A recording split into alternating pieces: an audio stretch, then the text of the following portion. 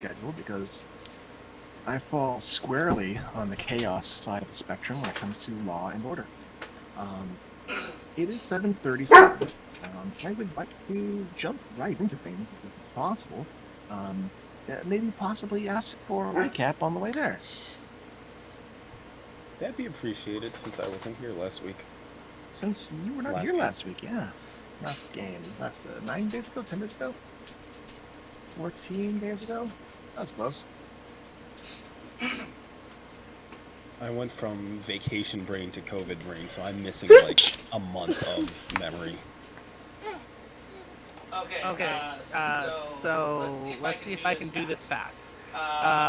Rourke successfully had used sending through a non arcane have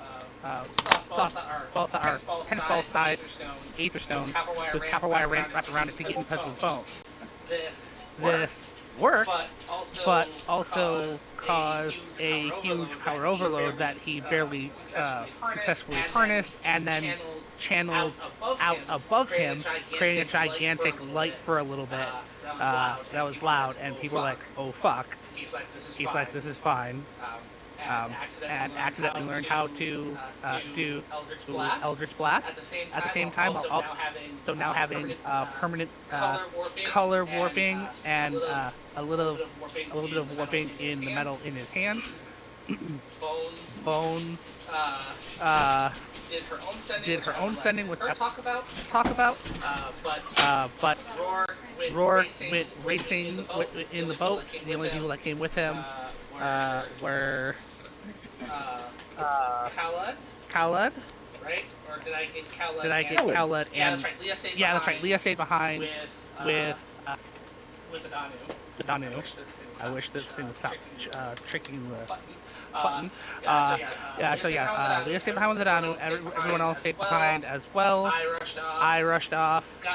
Got Bones. Bones had exhaustion due to what she did, and we came back as fast as we could. We stopped off at the Sentinel for a tiny bit so that Khaled could reminisce. We unfortunately had to drop off Cross at Port Nianzru because he's got obligations now. Because he's a big fucking baby. No, because everyone needs these transcription pens because some other fuckers haven't fixed the arcane blocker over sending yet. So Cross was in We're like high 3 months supply. behind. Y'all really are like 3 months behind, so it's going to be a hot minute. But hey, you have some idea of what might be happening out there. In that something's up. Yeah, we know that something's Yeah, we know that something's up.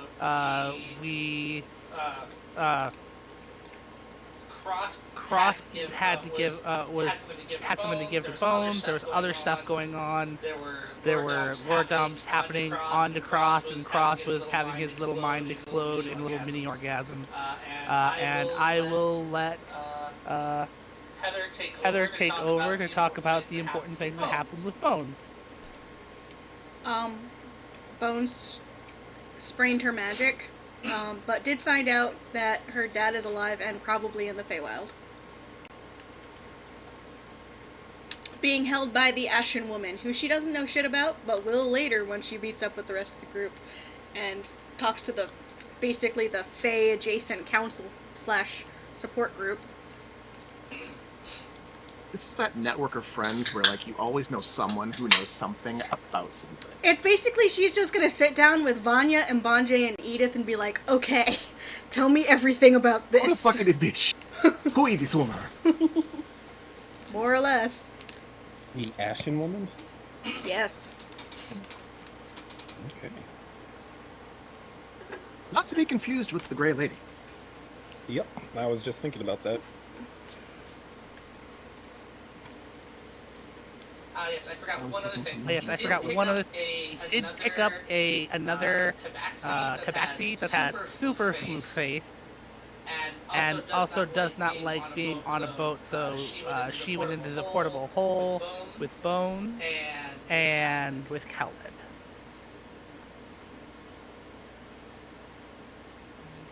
That makes sense.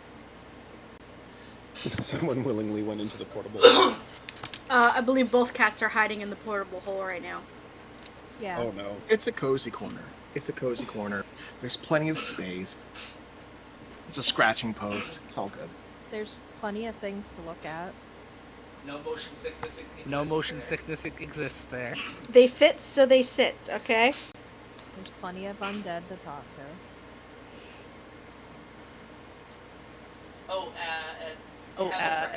Heather forgot she did get a gift. Bones did get a gift from Cross, which is a fancy pretty necklace. It is a very fancy, Oh, pretty necklace.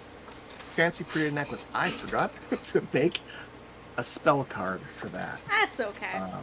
That's fine. When it comes up, I have it written down. I will explain how it works when it comes up. And she gave him a bag of rocks. And flail snail glass. And which, flail snow glass. You know is valuable for reasons. Bones is still feeling like she is falling down in the gift-giving department and will have to step up her game. No, it's fine. It's great. Don't worry about it. Just bring home something dead. Please, just let him be good at something. He is really It's good like at the they gift. Good at the gifts. Like bring home more undead elves so he can talk to them. There you go. Bring home something dead. all the flimsy-eared, jerky people. Yes. I think that wraps up that part of the game. I know things happened on the other side. What happened with the caravan? Alina talked to Jean because she's having some thoughts about what it means to have faith and be a paladin. Crisis of faith, which may not have been a crisis of faith, but was definitely a crisis of something. You got her some really good booze after you both drank her really good booze. So that is noted. I think you cured a dwarf of some kind of itch. Yeah, And, sus itch. That magic land hand. That healing magic of yours. And I want to say Alina learned some things, but also I can't be certain. It's Alina. It's Alina, so it's really hard to remember. Oh, she scried on her mom! That's what she learned. Alina scried on her goddamn mother! Yes! Her mother is definitely alive, and a school teacher for some reason, and hanging out with the Black Tabaxi, and in a land covered with mists, being held captive by someone who is just referred to as the Lord. She also doesn't hate this Whisper fellow immediately, because he did let the scry happen for a significant period of time before dismissing it after their conversation. So she has a feeling that Whispers might be on their side, whatever side that is. Side that is. You definitely there are so know. many questions there. Even without making an insight check, you do get the feeling that this black-furred tabaxi was aware that scrying was happening, had the ability to stop it, and did not. So, that's a feather in your cap. He will be rewarded appropriately. The biggest ball of yarn. Past frenemies. Love to see it. Let's see. I know things were quiet on Verdi's side.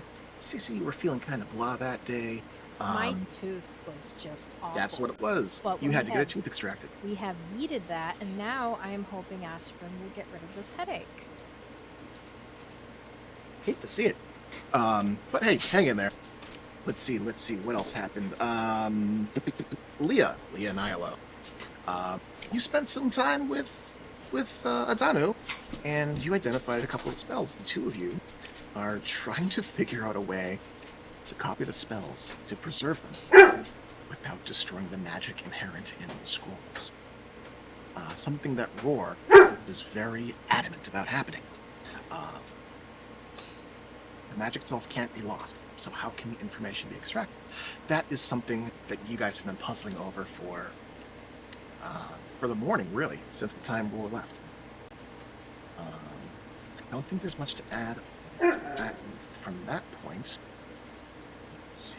And Jay, you walked your dog. Displace your beasts. Yes. Yes.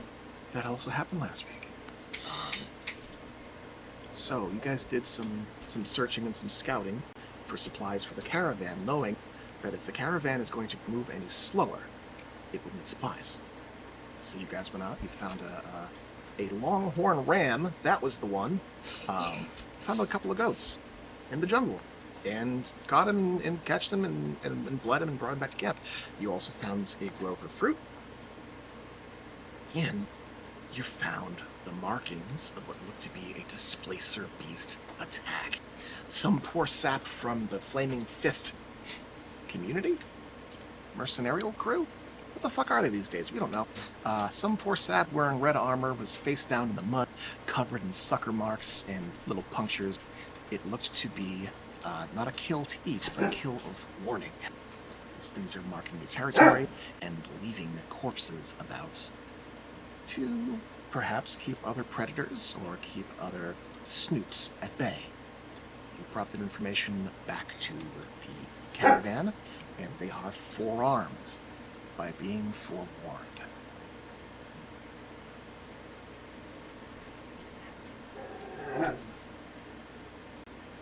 I think that covers the broad strokes. Now, have to be a little bit wibbly wobbly and timey-wimey with this stuff, as it seems some chat had happened in group chat, considering the idea to pursue investigation to the nearby cave system. As you understand it, nearby the caravan's current stopping point, there is actually, you know what? This should actually be here. The caravan didn't continue for 1 hex. Nearby is a cave that Verdi had identified weeks ago as having the perfect conditions to grow verdant broadcaps and azure toadstools. Medicinal They need to fungus go outside, but he that won't can be go. used to make and enhance potions. Considering that medicine is one of the key needs down south in New Haven, it was suggested that the group would make their way to this cave system in the same time that Roar headed to pick up bones. Roar, with the party bus, could meet the party halfway, bring them back to the caravan, bring them back to camp in like a day or two. As it stands, I believe Karn was planning to stay with the caravan, tend to the ankylosauruses, and shore up defenses. Following the event with Roar and the small explosion, and the demonic activity, I believe Biff was planning on staying behind as well to shore up defenses. Just a quick count of hands. I know that Verdi and Vanya wanted to check out this mushroom cave system. I'm assuming that Mbanje wants in as well, due to the medicinal properties of the fungus. Who else we got? We've got Leah or... I know Alina for muscle. Yeah, Alina Alina offered muscle, to go of to course. be a meat shield. Yeah. Okay, Alina's gonna stick with that. I love it. Gotta keep someone covered in metal with the squishies. And now there's more squishies, which means you will be, your work will be cut out for you. Which leaves Leah. I believe Incognitus is going to stay and shore up defenses as well, leaving Leah to decide whether or not she wants to come along and explore this. Okay, explore this strange fauna, this strange fungus, and see what can be gleaned medicinally. Also, before I forget, because Heather will forget, but Alina would definitely not forget, that she has to take samples to send back to Solin. Correct. If you do not have empty vials on your person, you can hand wave that if you have gold on you. It's 1 silver per vial. Just say, oh, when I was back in town, I spent 5 silver and got 5 vials, and I feel like she would either that or trade around camp for empty vials. Trade around camp. Hey, if you want to trade a paperclip again, we can absolutely do that. So, before we move in that direction, during the previous session, Biff got fucking challenged by a Ninja Turtle.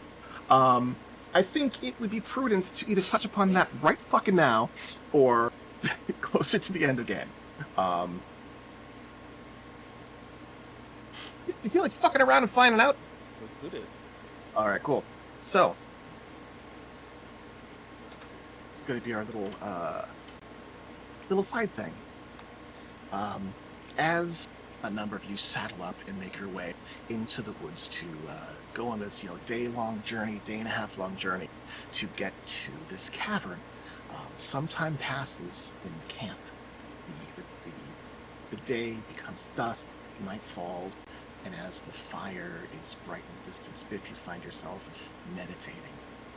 You are unaware as you are approached and promptly called out by, I don't know if you would call him an ally, but the voice of Arak is familiar, as he essentially holds you at staff point. After a long diatribe describing your various failings as someone who has not given up the material and has succumbed to the ambitions most draconic, he utters a mortal challenge. Though I may fall, someone must stand to your imminent evil. Stand and face me, Biff Shiva. Biff, hearing all of this, takes a deep breath. Biff wishes to be sure. You are absolutely sure that you want to do this.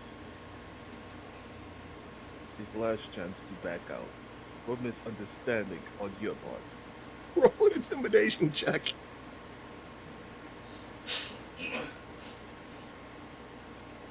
That might just nip it in the fucking bud right there. What is this? So, I just rolled to see what the odds were that Karn might be. Karn, yeah. This. Karn, you see this unfolding. That's a natural in real 20. time. That's a natural time, yes. Biff, your I'm intimidation. chewing on a weed as I'm watching this. Chewing on a weed as you see this. Aronk seems nonplussed. Bear with me for 1 moment.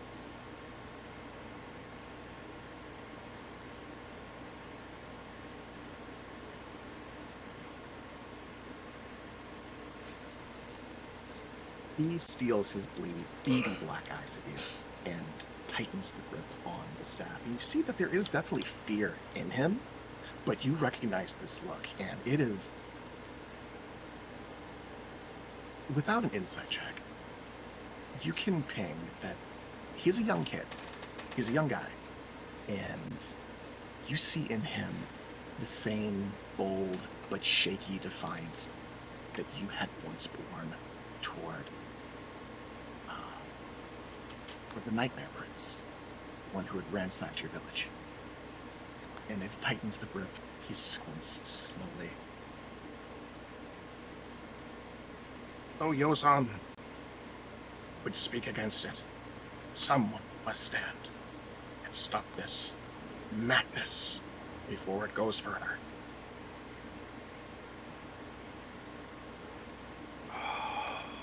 Biff would hope that in the end of this, perhaps we could talk. Perhaps you could see the things that Biff sees and understand the things that Biff does. But into the meantime, for the now, Biff shifts right leg to the back, crosses his arms, and flares them out in a ready stance. Okay. Cowabunga it is. Cowabunga it is. Roll for initiative. Karn, you can roll for initiative as well. Okay. No active combat encounter. No active combat.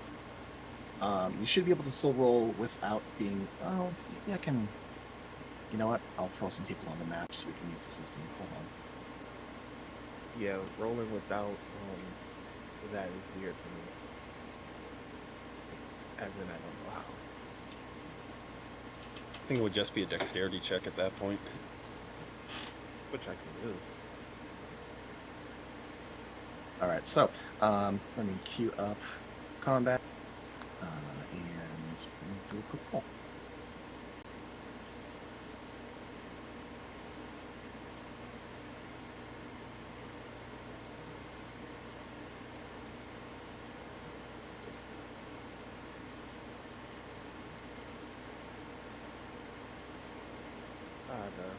Get in roll. Oh, it says you rolled it. It says you critted. Yep, 23, 17, 16. Aronk sees you take that stance, and you see that he's beginning to move and begin an offensive, but you get the jump on. Actually, Biff is going to take the dodge action. With the held action, that once he gets close, Biff is going to punch him squarely in the chest. All right, so dodge action. Using patient defense to use dodge action as a bonus action? Nah, just. Oh yeah, that's the thing. Yeah. All right. So you take your patient defense, and you take the. It changed the combat turn, and you begin to limber up. You hold the action to do what you have to do. Karn, you see this unfolding. You are like, I want to say 60, 70 feet away as this is unfolding. Just gonna walk over, continue chewing cud. Chewing cud. So you walk a casual 30 feet closer.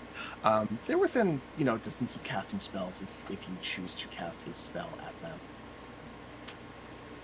And Biff's got this.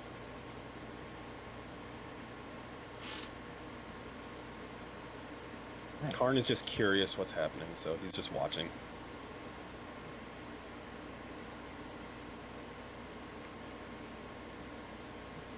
Alright, so on Aron's turn, he dives forward, and he rushes you, Beth. You can use your held action to make an attack. Held actions, you only get one of your multi-attack. Keep that in mind. Indeed.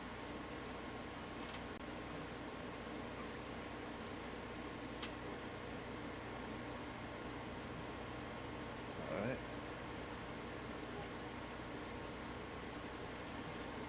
11 to attack. So you roll and you aim to strike him, and with surprising dexterity and flexibility, he ducks his head low and twists so that your hand impacts the brunt of his shell. There's this as your hand is deflected off of his carapace, at which point he makes his 2 attacks.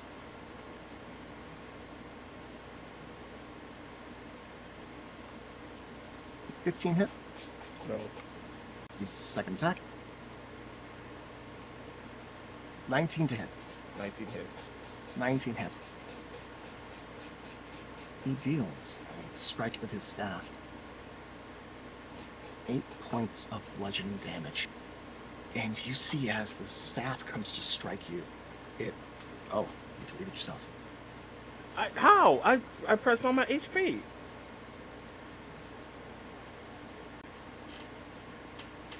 Did you delete that key binding that made backspace delete? Yeah, I didn't even press backspace. Also, I still see myself. I put you back up. Oh, well, yeah. All I did was click the HP slot so I can change it. That's weird.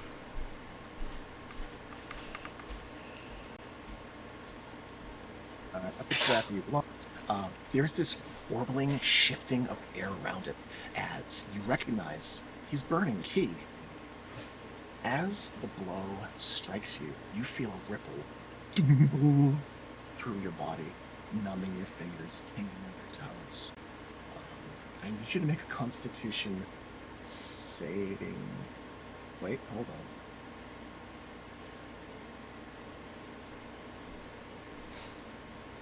on. Okay, no.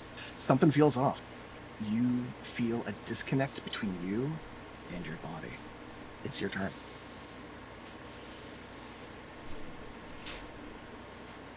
Looking at something. No, that won't help me. That won't help me. Okay. Biff recoils, looks back up, and goes to deliver his attacks.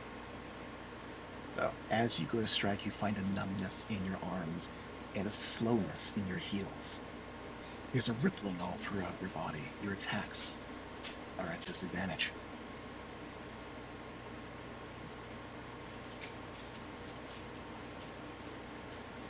'19's gonna hit though. Use Crusher. So I'm gonna push him back 5 feet with it. All right, you wallop him and send him staggering backwards as you deal 9 points of bludgeoning. Do you pursue and continue to attack? Absolutely. Absolutely. 17. 17's gonna miss. All right, we're gonna burn another key point. The flurry of blows. All right. Oh, hold up. As you attempt to reach into that wellspring of power inside of you, that spiritual connection, you find you can't grasp it.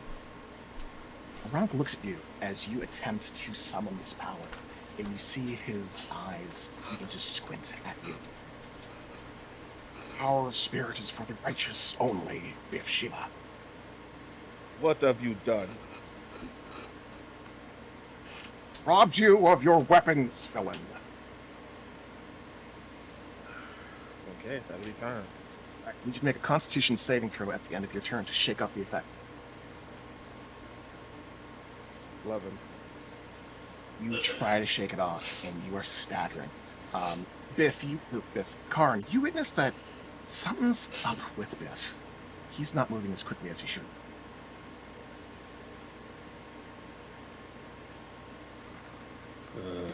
Karn, you're up. Does the Biff have this? Biff has this. Biff has this. End turn. Okay. Aronk looks at you again, Biff. Noble of you to dismiss your mercenaries. This shall be a fair fight. And he rushes you again. He's going to make 2 attacks. He's using his staff, correct? Using his staff. Okay. He attempts to strike you. That's going to be a 14 to hit. Miss. Misses. He attempts to hit you again. And that's even lower. That's a 13 to hit. He's swinging, but you are dodging and twisting and weaving away from him. All right. You're up. What does it take to equip? What type of It is usually it's a full action to equip. I'll give it to you as an item interaction. So if something is holstered at your hip, you can just swipe and grab it. Yeah, Biff would have his fighting chain at his hip on either side, and he pulls it. You have disarmed to me Biff of his weapon. Biff will do it to you. But for now, he will make attacks. Okay.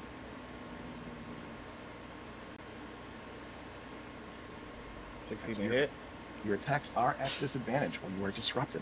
Yep, that was at disadvantage. 16? Okay, cool. You swing, you try to hit him with the chain, and he deftly dances around it, landing upon 1 foot as you swipe, nearly catching him by the ankle, twists, turns, and jumps to well, you attempt to attack again with your multi-attack. Yep. 25. Catch him across his ankle with the second attack. Your chain sinking in. I'm gonna use my bonus action to entangle Aronk. So, the weapon refills that requirement if you succeed. Is it a strength check versus yours? It doesn't say anything about checks. All right, so it's going to be versus your save DC, which I think is 16. Is it Dex check? Like it doesn't say anything about Dex. Yep, Dex. Dex check. Okay. Make a Dex check. That's a crit. Okay. You attempt to tangle him up, and he manages to pull away, drawing a long gash of red across the grass, across his leg. Roll damage. Wait, he failed this. He failed with the crit. Okay. He succeeded, but you still damaged him with the attack. Ah, okay.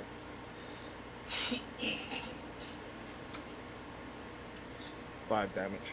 5 damage. All right, so he takes another 5 points of damage, and you see he's beginning to pant a little bit, but he's not too worse for wear yet. It seems the combat itself is weighing on him less than the physicality of it. With just a passive insight, you see that he doesn't want to do this, but is driven to do it. So that's your 2 attacks. Free action. Do you move? No. Biff is gonna see him flagging. Where's all your vigor and vim? Come with your attacks. Come with your power. Come with your righteousness. As you call that out, Karn, on your turn, you hear a ronk. Prepare just a flurry of blows, preparing to attack Biff. Clearly goaded. The Biff has this.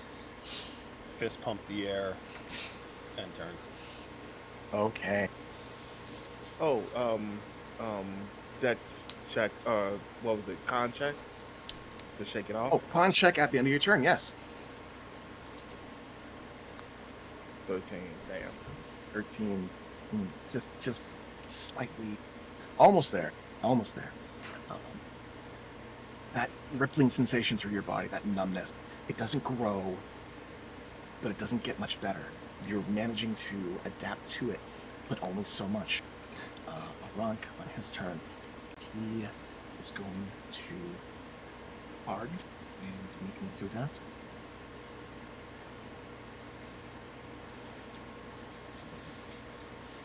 $19 to hit. That hits. Okay, he's going to deal 5 points of bludgeoning. He rears back and attempts to strike you again.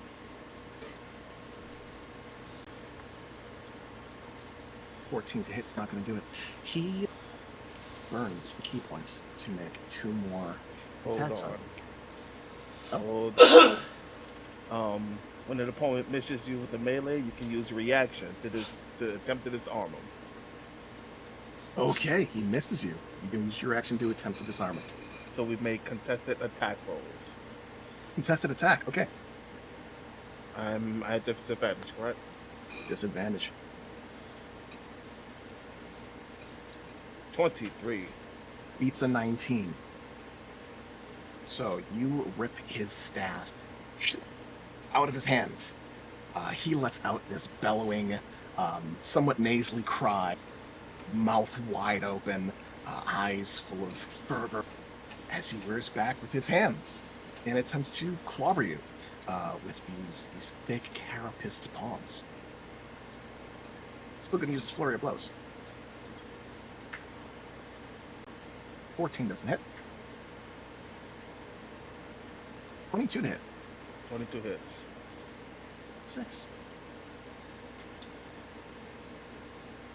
6 points of bludgeoning. You see that he is panting as he leaves the final blow, and does not disengage. It happened. Yeah, that was on me. I know what happened there. Okay. All right, I know what not to do. I don't know why that's still key bound, but noted.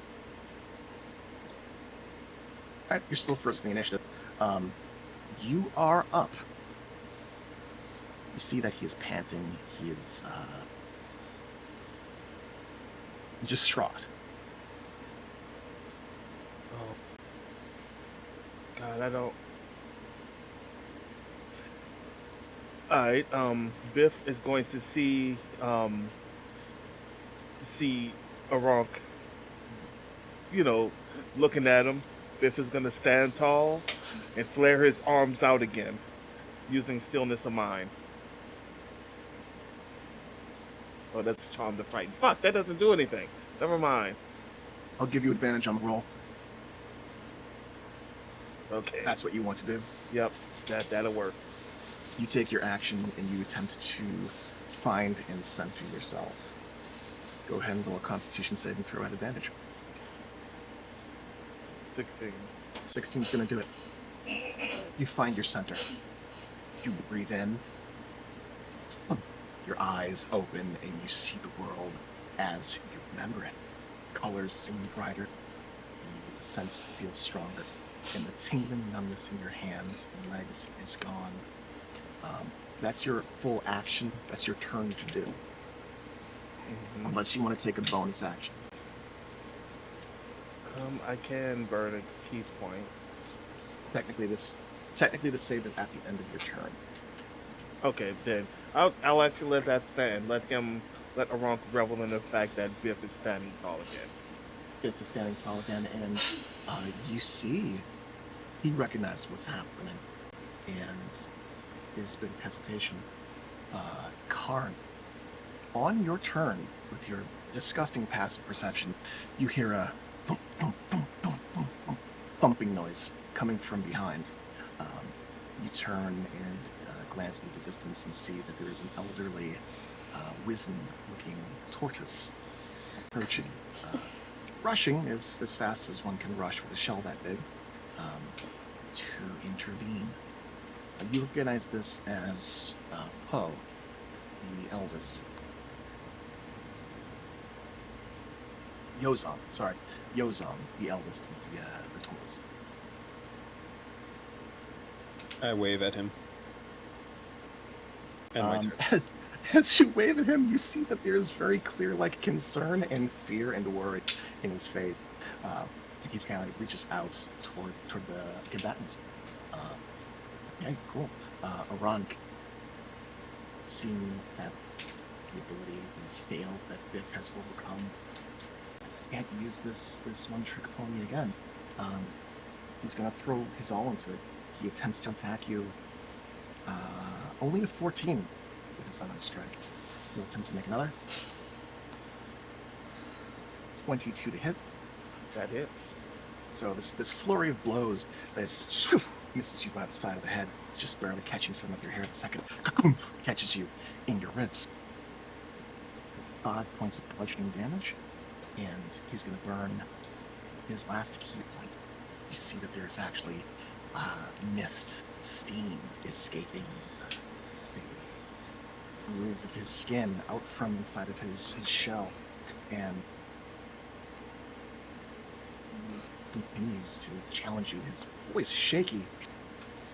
Even if I should burn out, this cannot be allowed to pass. 15, 20 to hit. I think I have something for this.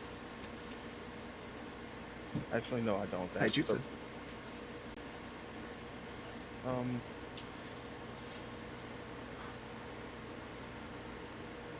Yeah, I do. I have jutsu. Okay, so he only did 5 points of bludgeoning damage. You can attempt to mitigate and throw him down. I'm looking for the button. Apologies.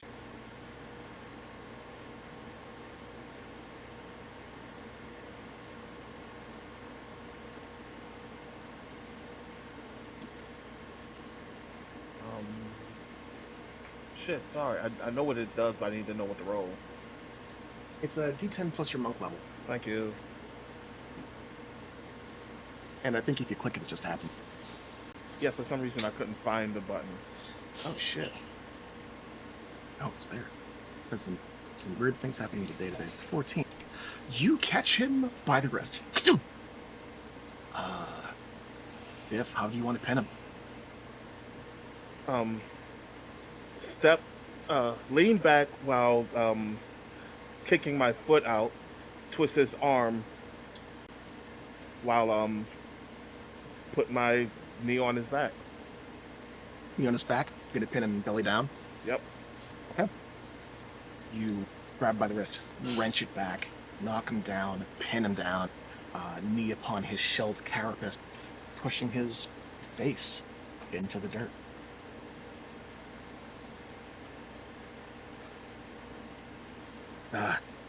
He lets out a muffled cry as you pin him.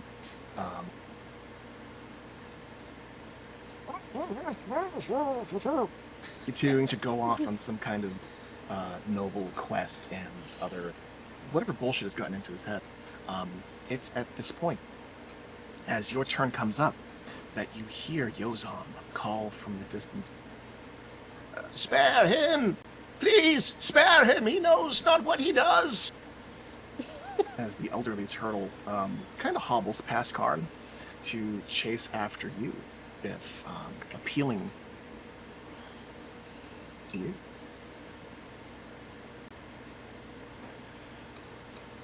Alright, Biff is actually going to, what's the word? Grapple? Grapple check? Okay.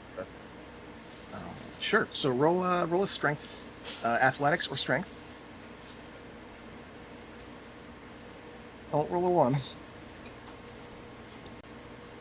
13. So Aran rolled a natural 1. He's out of key to do much of anything. As you pin him down and you see that he is steaming from the shell, you manage to well and truly pin him to the ground.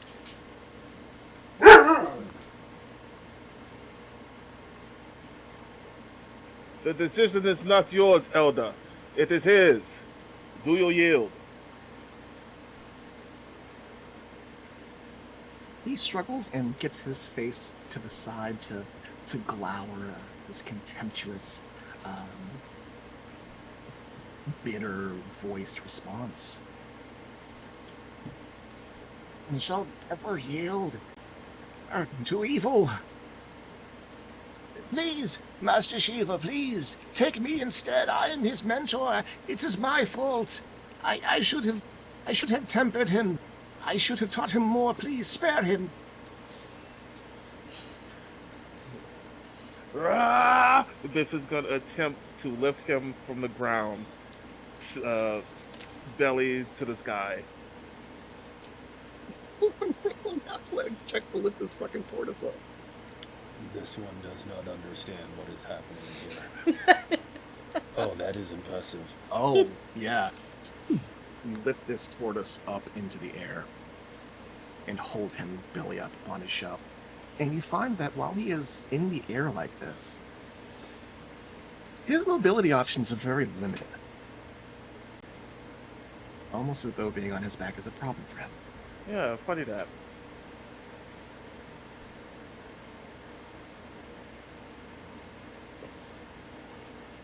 What now? What will you do now? He struggles in your grasp. He's going to struggle in your grasp, and we're going to break initiative because it's getting fucking silly. As he rolls another natural 1,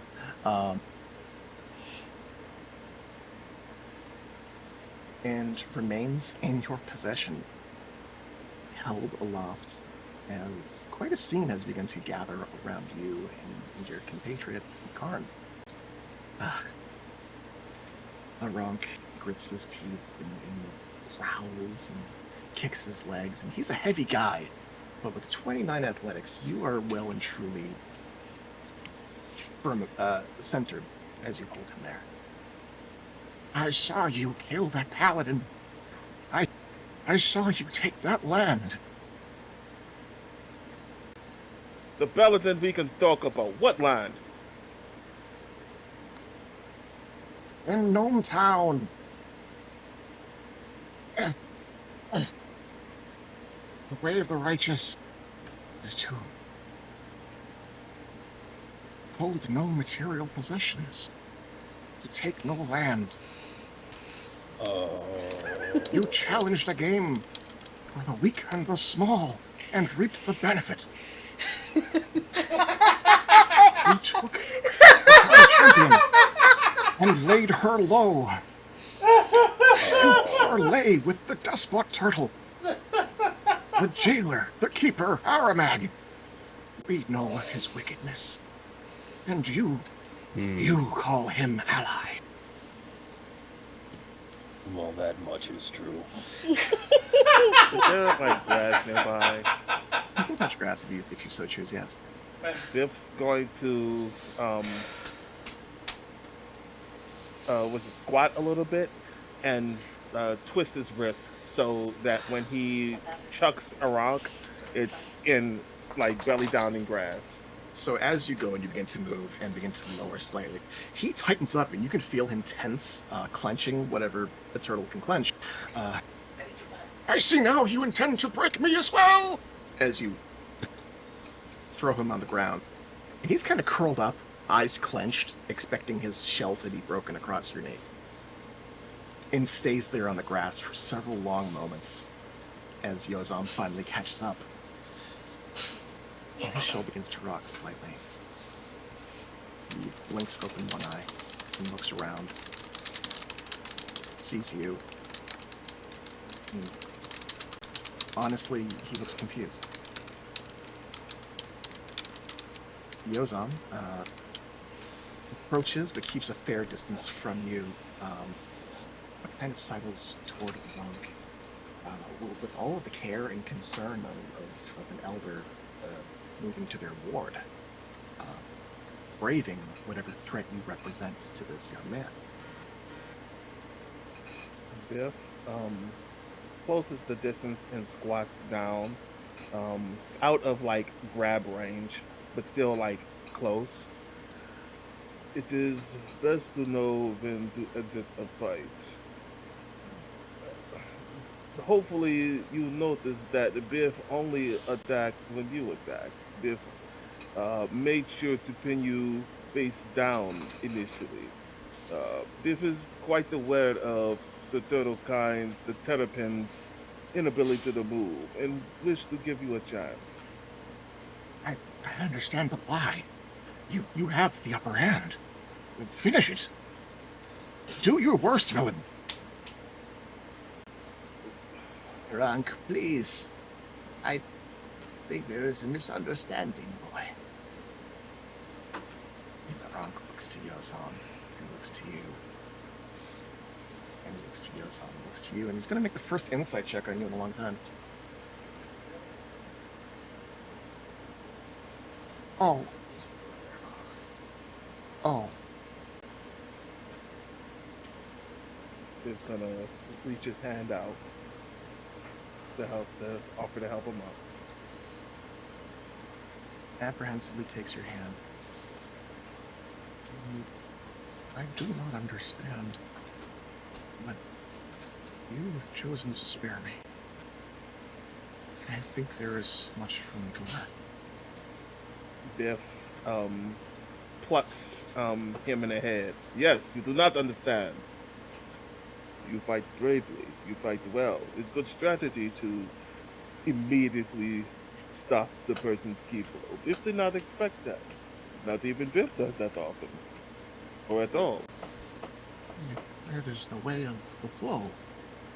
It is the way taught by the Grand Tortoise Olafet. What?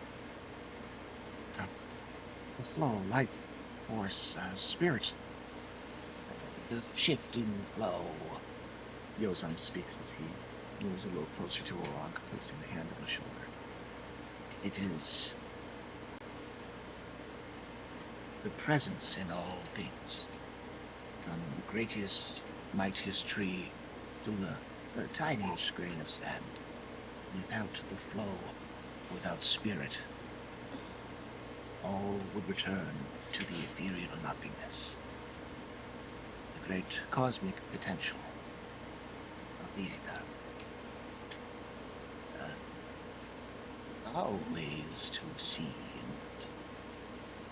and be instruments to this force.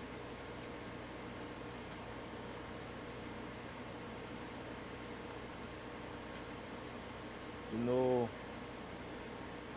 Biff sees a lot of you, a lot of himself in you. Down to the strategy, to the fighting ability, down to the naivety. And he pats Rock on the back.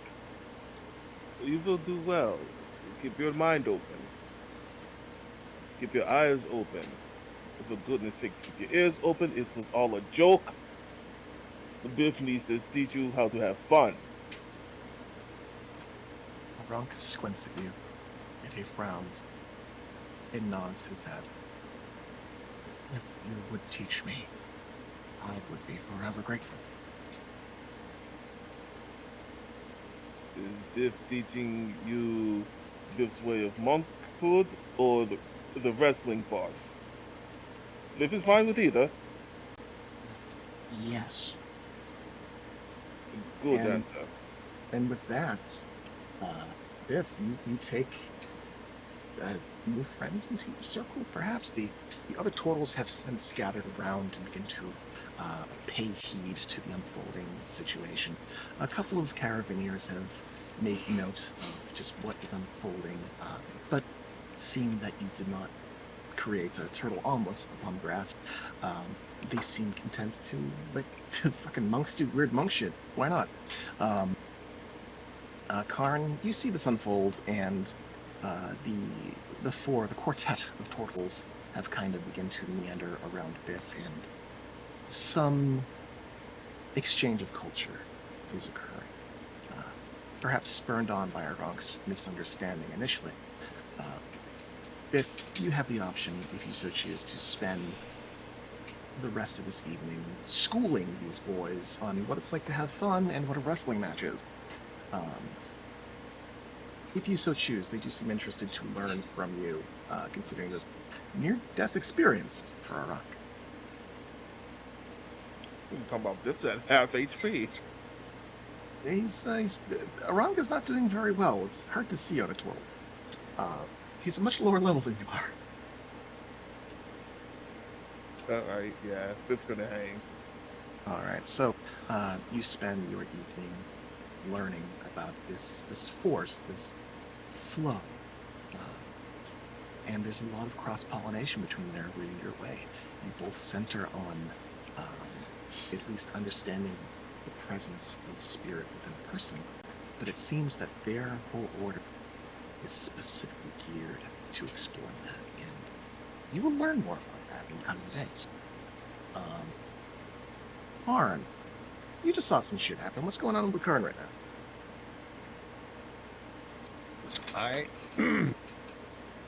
Honestly, I'm just curious to learn what's going on. So long as no one chases me away and I have no guard duties to perform, I'm just gonna hang out and listen and circle back whenever I've got nothing to do. Cool beans. You hang out with Biff. You guys train together, sharing what you know about the various magics, and you do learn that among the turtles there is one naturalist. The larger jagged Mardunk, whose shell is decorated with a wreath of flowers and mosses, appears to have some things in common with you, at least in the understanding of the natural, spiritual presences in the world. It seems you both find kindred spirits among this group of strange reptilian terrapin. So, that's what you guys do as the rest of the group makes their way beyond the tree line, beyond the river, and toward the nearby cave. Let's see. So we're going to move Over the river and through the woods. to grandmother's house we go.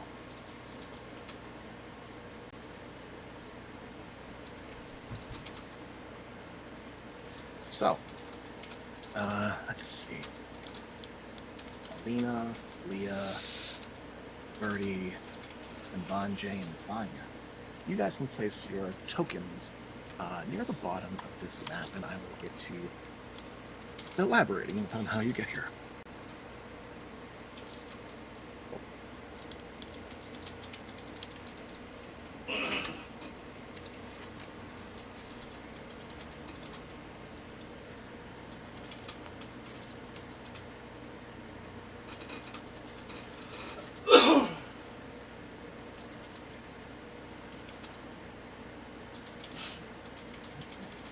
What's it, everybody? Sam, I've got an invisible icon for you in the corner of the map. Can you see? Yes.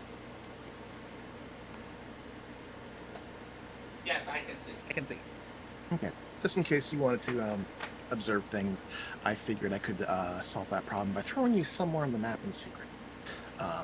So you're hiding off in the corner, not here, but as an observer, you can see. So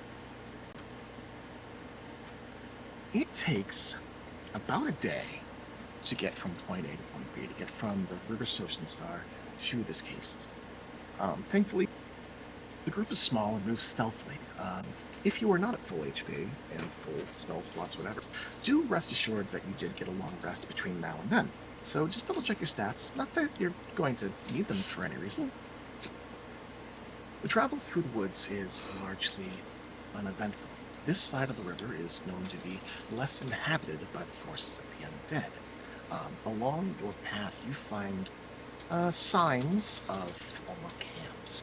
You understand that there are wildlings, native folk who have not yet settled down, who still live a semi-nomadic lifestyle. Some would call them barbarians, but that's a little barbaric. But you do know that there are people out here, just you don't happen to run into any, but you find signs of them, and you could potentially seek them out if you follow their trails. However, you guys are on a mission. Your first evening in the woods goes largely uneventful, and by morning, you arrive at the opening of a cave entrance. A kind of slow-moving, not entirely murky, not entirely stagnant, flow of water bubbles out from the maw of this cave. Lush greenery and moss grow along the sides of this rocky outcropping.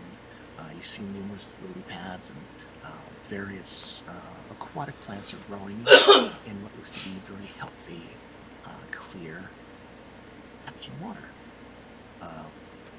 Verdi and Alina and Banje, you guys know that despite how clean this water looks, you probably shouldn't drink it.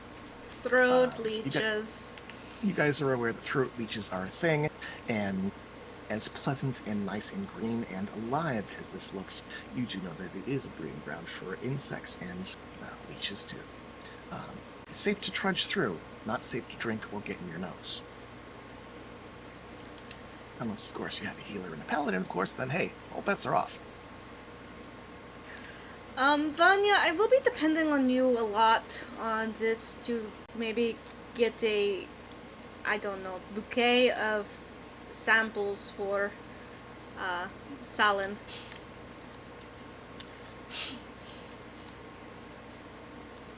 Oh. Samples of mushrooms? She is a healer. She likes looking at interesting plants. I would like to bring her interesting plants. That is a very good point. Alright, we shall see what we can find. Probably more interesting than roses anyway. I am very eager to see what we might find with you. God, it's almost like you know her type. So, Alina, as you broker this plan with Vanya, something catches the corner of your eye. Give me a quick perception check. Oh boy.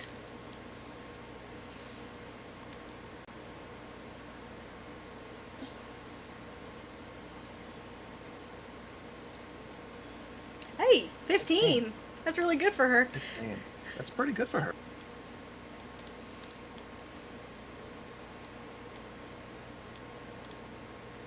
One moment.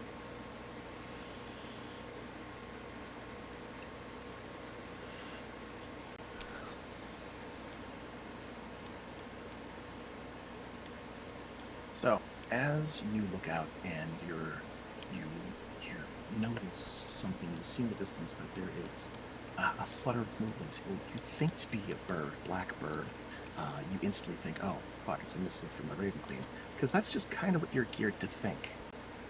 You find, as you stare in that direction, that there is no fluttering creature. But as you peer, through the nearby trees.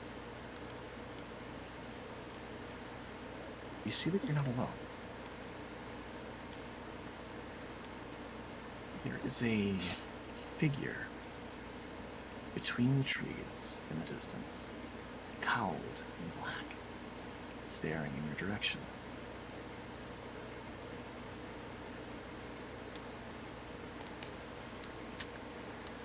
I think my celestial is here. I beg your pardon? I'll motion to the figure.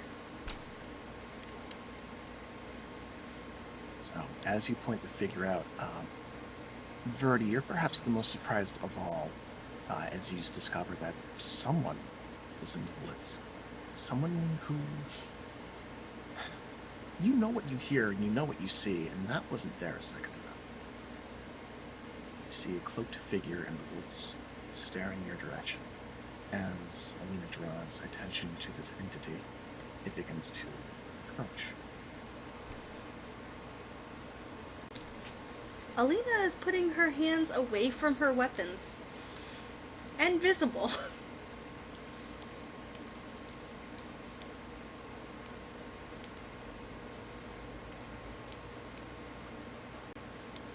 So, as you make this disarming gesture, the cloaked figure approaches, and as they break the tree line, you see that underneath the hood, she is a woman with strong features on her face, dark complexion, attractive by most standards. Her hair is dark and thickly coiled. She bears a number of not jewels, but trinkets, emblems, decorum upon her neck and her ears and her brow. She's decorated in a way. As you look at her, you see that her eyes are not a natural dark caramel complexion of those of Tikal, but a vibrant purple, a deep, dark, reddish purple. He gestures toward Frederick. And Alina, you see Frederick move away from you. Huh? Takes a step away from you.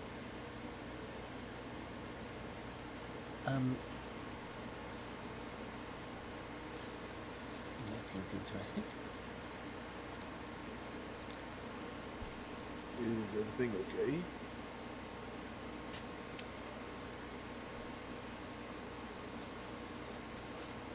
Should we ask for an introduction? That is usually the accepted decorum. Like, the person approaches you in the woods, you kind of say hello. Hello! So, Out as of you note that, curiosity, Bajay. Oh, yes. I'd like to activate my Eldritch Sight to cast Detect Magic. Detect Magic. I just want to get a sense of this newcomer. You cast Detect Magic, and your eyes, your pupils immediately tighten to pinpoints. This entity is glowing. You see... Oh. You see... you can identify the type of magic, right? So you see transmutation upon her. Her shape is not her own.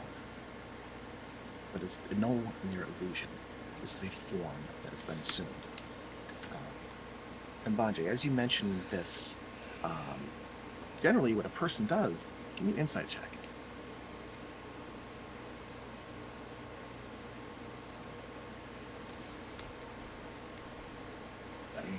That's an 8. Yeah, he's a weird dog. Kind of weird, peculiar person. And as you guys begin to kind of speak among yourselves, Lena, you stand firm as this woman stands on the other side of this thick tree beside you. 1 second.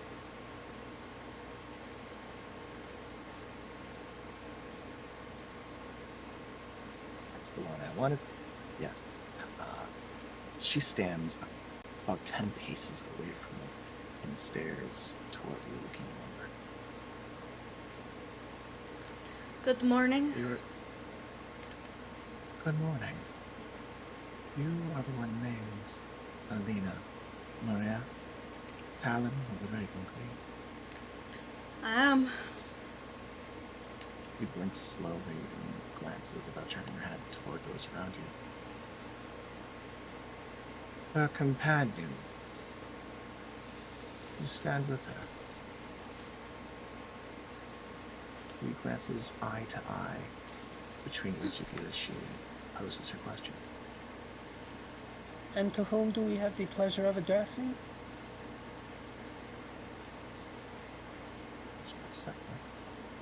I am Sajira.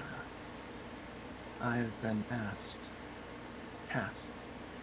on behalf of her matron's choir to investigate and cast judgment upon an alleged transgression perpetrated by Talon Alina Moria.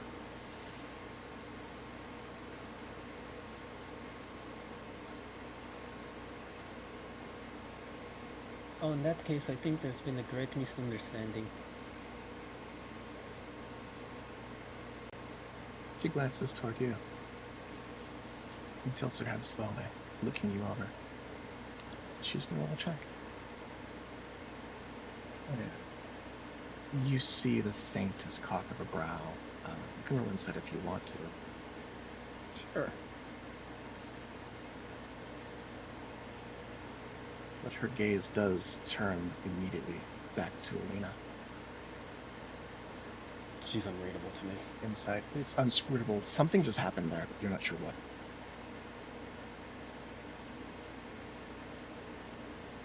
Talon. I submit to your judgment. You are aware that you and your associates travel in the company of a creature who has used magic to step outside of the cycle of life and death without authority. Is this correct? It is. She blinks slowly and nods. You see her brows lift slightly. And Banje is in the background as they talk, like pointing to each person, trying to figure out what she's talking about.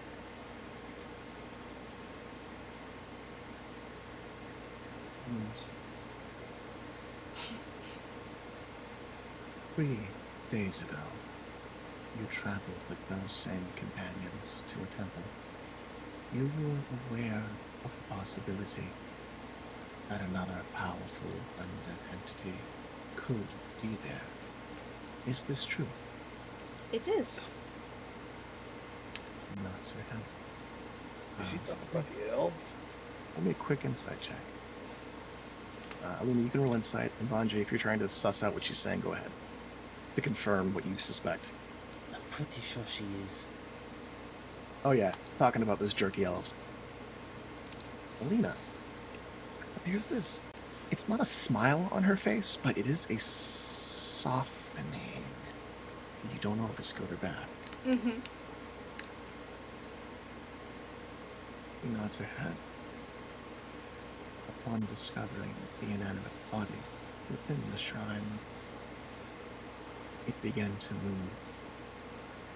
You did not act to stop the process of reanimation. Is this correct? I believe I tackled it, but I could be incorrect. She tilts her head slightly.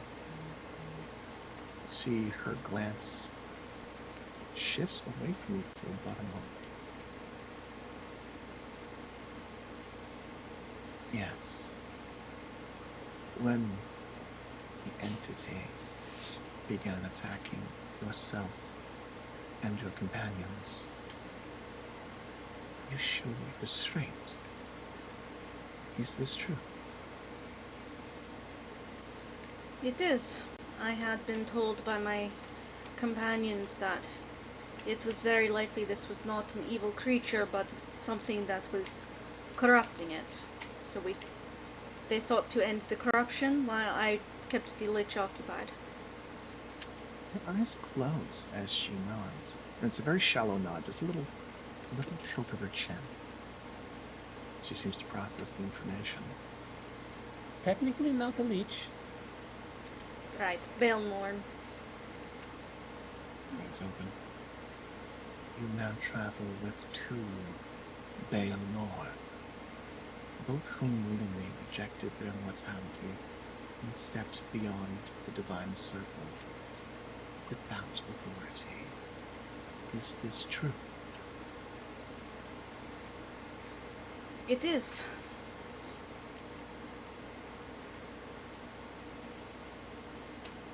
She closes her eyes and nods.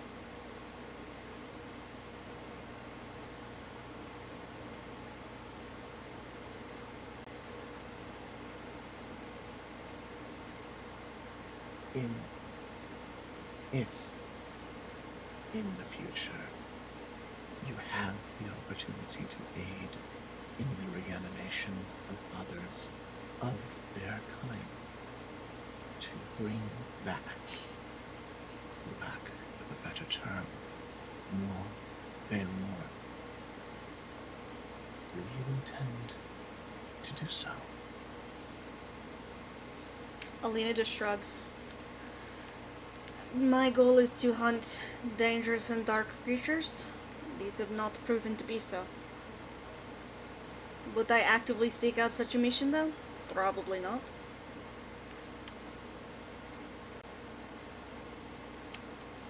But I would not end them either.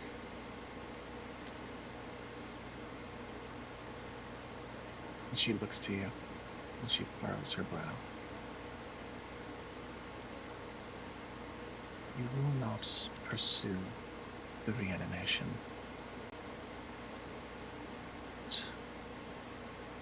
You will not stop them either. This is correct.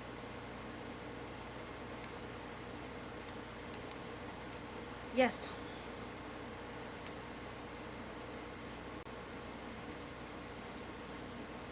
She bows her head and reaches her fingers underneath the cowl of her hood. As she pulls her hood back, her body bursts into this twisting, roiling flame. Oh shit.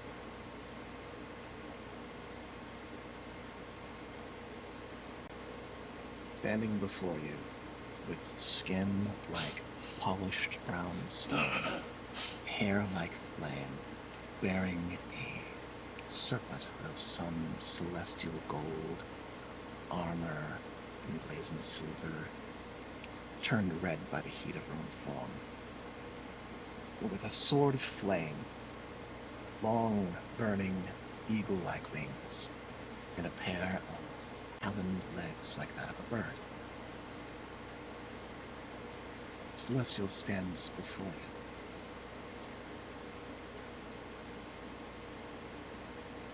you. Aesamar, have reason. You hold in you the power of the divine, but you also hold in you the chaos inherent of all prime material beings.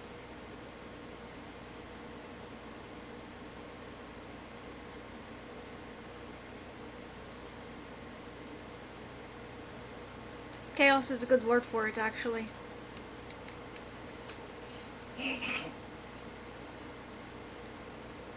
pains me to do so. I have been tasked by your choir to enact judgment.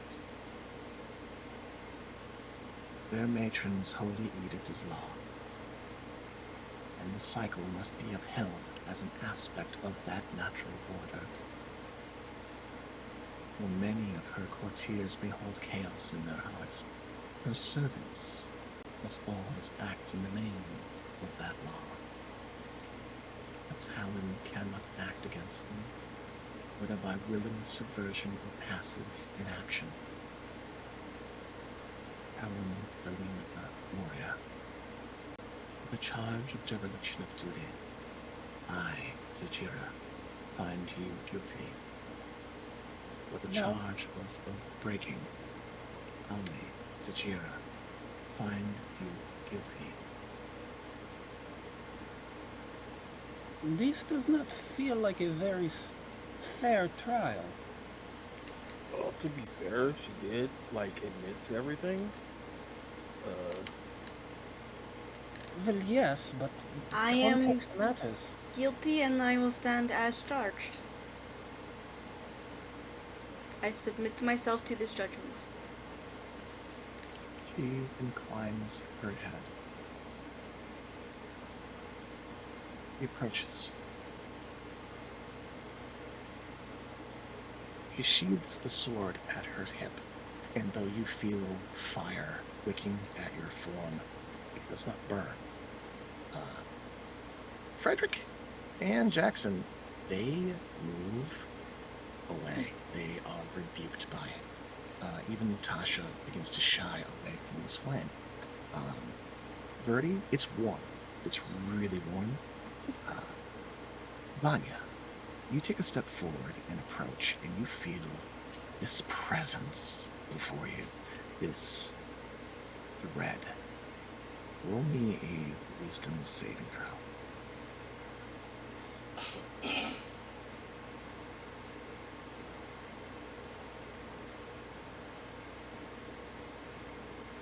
18. You were able to withstand the ephemeral Plus flame. whatever Alina's charisma. Oh, plus 5. Standing next to Okay. her. You were able to withstand this ephemeral flame without feeling the pain of it, but it is hot. You get the feeling that if this creature was angry, this would be a problem for you. I swallow deeply and speak up. What kind of judge passes judgment without hearing a case on behalf of the defendant? very true, dude. Alina, as she reaches her hand out to you, she gives pause. She And- glances at Vanya. Considering Alina's admissions of guilt in the face of a divine entity, would you not say that your mere presence here is incredibly intimidating? And thus her confessions might be influenced by your intimidation? Are you suggesting that I have coerced Talon Alina Moria? Not necessarily, but I think Vanya. rushing to judgment without What weighing is your every claim? You make much noise. I think what Vanya means is to point out some of the good I have done in order to maybe, perhaps, Point out that you are doing your duty? Yes, that's exactly what I would like to do. earn me some, not sympathy, I cannot think of the word. Leniency? Didn't you and Leniency, yes. did you two punch out a bunch of ghosts and help resurrect the temple or something? That shit- Cleanse a temple of... That was Yes. not me, actually. Oh, Oh no, that was the other one. No, I killed an aberration. you Yes, killed an aberration. And that the- stood in defiance of something anathema to the order of this world and told it no. That. And a dragon and a demon yesterday morning. You just fought a demon the other day and she banished to hell. Anyway, I think what they are trying to do is make a case for me so I might earn some leniency in your judgment. Alina Moria, we have seen your deeds. For a human, what you have done is tremendous. Beyond the call. For an ASMR, the destruction of an aberration, the banishment of demons. That is nature. It is expected. Were it not the choir of the matron of ravens? She lifts her shoulders slightly. Perhaps such dereliction could be overlooked, but their tenets are absolute. Their tenets speak of the end of undeath, the cessation of reanimation,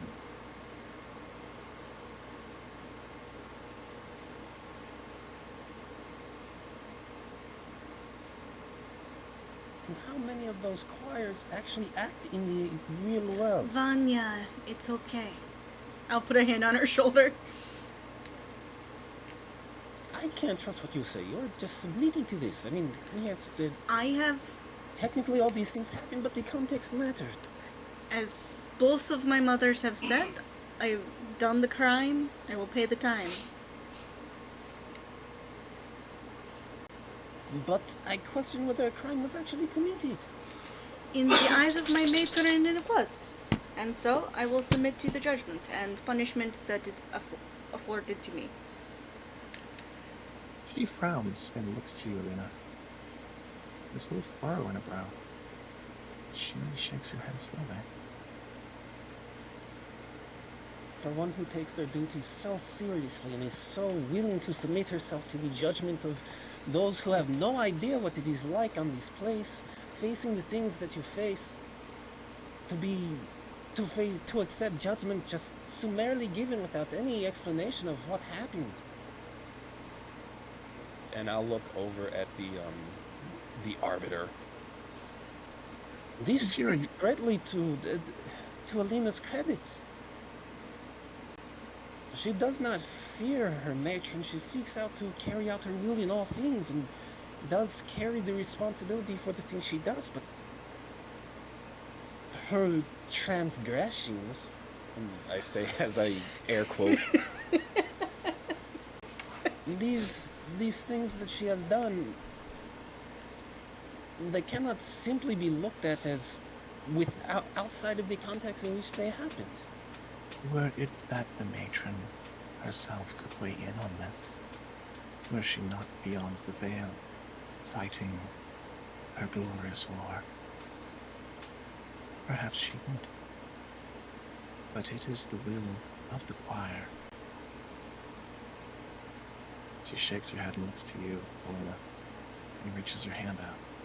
So we don't even know if this is the will of the matron? It's just a bunch of people who say they're Vanya, I appreciate your spirit, but perhaps... She just pats her on the shoulder. It's alright. It's alright, okay? Question. Quick side question. Vanya just huffs. Sure. Matron's been away since before the cataclysm. What is the timeline for the Raven Queen's rule in this world? Say again? Reframe that. I'm not quite getting what you're saying. A big thing about what this judge is saying is the Baelnorn chose to be undead without authority. What's the chance that they predate? Oh, the predate the Raven Queen? Oh, no. They do not. They would have done this during... They certainly predate the Calamity, don't they? They do not predate the Calamity. They are post-Calamity.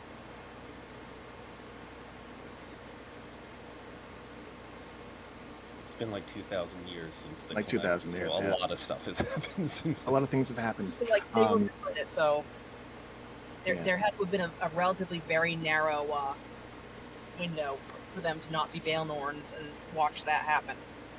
Yeah. So yeah, there would have been a very narrow window, but it's hard to say with all natural records destroyed. But you understand that a Danhu is at most 2,000 years old, and the Calamity happened a little over 2,000 years.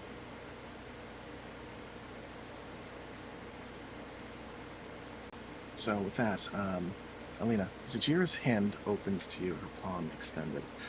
As Vanya frets and fights, you don't need to make an insight check. You do see that there's this pang of sympathy in Zajira's face. Roll me a quick insight check. Sure.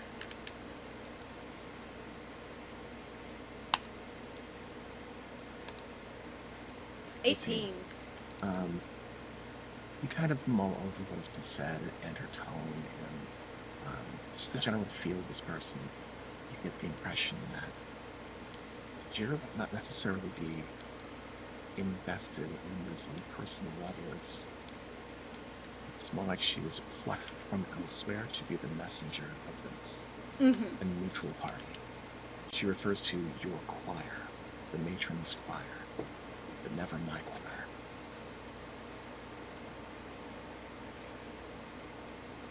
She's just on the clock. Got something to do. Yep. Hello, you've been served. Pretty much. Even sir. So yeah, her hand is held out to you. Alina will take it. Okay.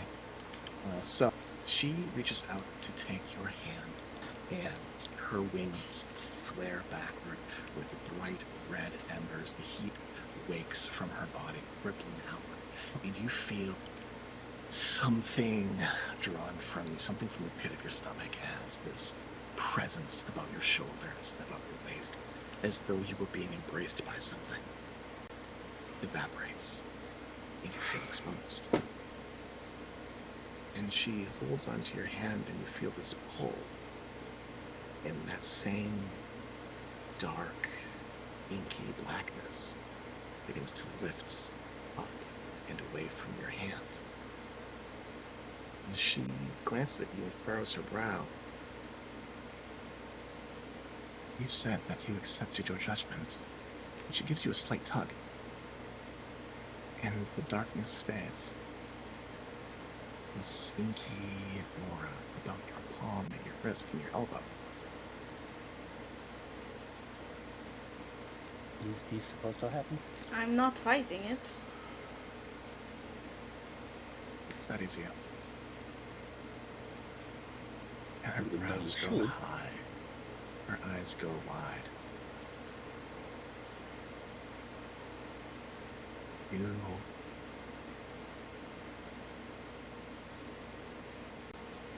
She touches her tongue to her lips, and she shakes her head, and you see that there's this confusion on her face, and she pulls her hand away from you. In her palm, there is this mote of purple light, this almost crystalline, ovoid, long spire of a shape, glowing with this brilliant light. She clasps her fingers around it and looks to you, and brings her hand to her hip, to the pommel of her sword. Child, within you is a spark of the divine, one that I cannot take. I know not what strange magic is at work here, but you cannot be allowed to retain the spark without a governor above you. It cannot be.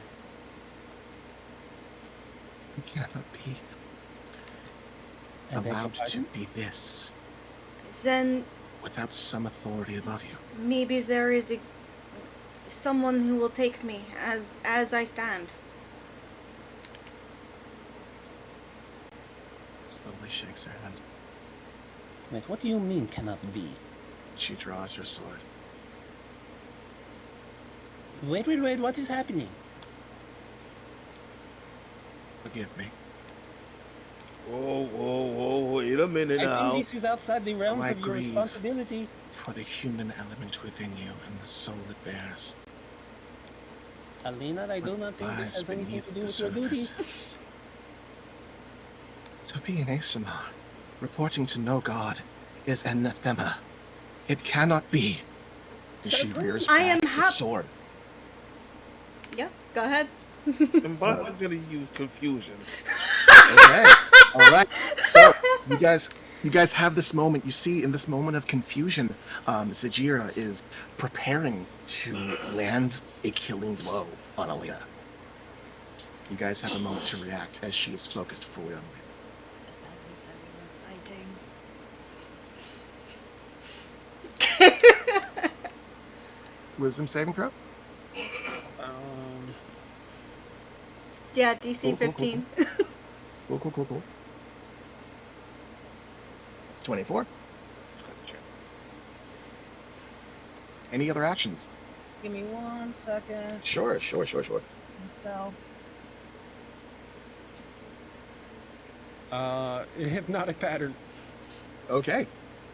Is that also a saving throw?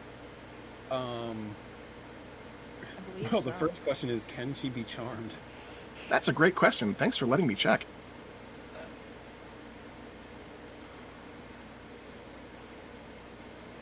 I'm She can. She can. She's not immune to it. Nope. Yep. Immunity to charm. So you go and you reach for your hypnotic pattern. No. You fall back on what you know about magic and realize this thing's a celestial. It's not from this world. Oh no. Oh. Leah still looking for a spell. I got it. I'm gonna cast Death Ward on Alina. Okay. Oh, I went for the Death Ward. What? If they get dropped to 0, they drop instead to 1. The first time a target would be dropped to 0 points without taking damage. The target instead drops to 1. If the spell is still effective when the target is subject to an effect that will kill it instantaneously without dealing damage, that effect instead is negated against the target and the spell ends. So you cast the spell upon Alina, protecting her from death. You just will into existence this protective force to envelop her. That's Death Ward. All right. Alina, was there a thing you were going to do? I think Alina, with her wisdom of 0, is kind of panicking, and is just like, I'll serve someone. She's just like, I don't know. I don't know what I did wrong. Does someone want me real quick? Because this would be a good time. Shit. Okay. So you were panicking. Vanya, have you picked a spell? Yes. I don't know. You could take the shield action. Don't do that, please. Don't you dare. The shield would. I think that only. Shield's an action. The shield action. In this game. Do not. It's taking a blow for somebody. Yeah, that would strike me. If you even tried, Alina would use her action to push you the fuck out the way. It would be a contested check. So, I'm going to spin and grab Alina's shoulder and cast protection from evil and good. Shit. Okay. All right. So she's got to roll twice. Okay, that's a really high roll that I can't use. It doesn't actually impose disadvantage. It just gives Alina some defenses. Oh, hold on. Disadvantage on attack rolls. Oh, really? Oh, yeah. Can't be charmed or frightened. So, this blade comes screeching across, and it is a measured practice blow. Alina, you can see almost as though in slow motion, this blade coming toward just below your chin to the side of your head. You see it, and you play it through your head, and you see this happen. You know what's coming. In your panic, you've got adrenaline going, and you see a world in which this is where you fall. And then you hear the distant cry of a bird. A raven. As the blade finds itself inches from your neck, a large raven finds itself perched upon Zatira's wrist. You find yourself nose to beak with this creature, which then tilts its head, and you can see that it's looking at Zatira, who is frozen in place. Her maw is slightly agape.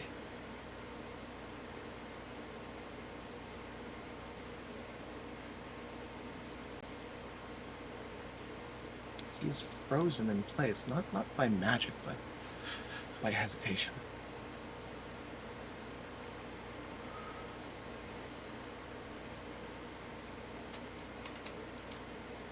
The matron has sent a messenger of her own.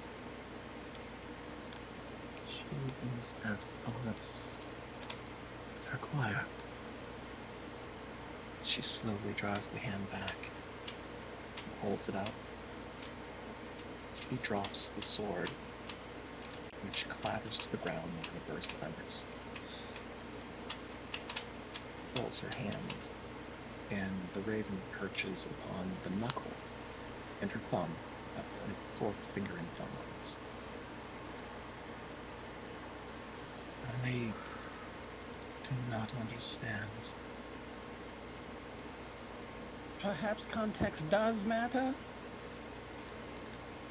She glances at you, Vanya, and I kind of finds shrink her. back a little bit.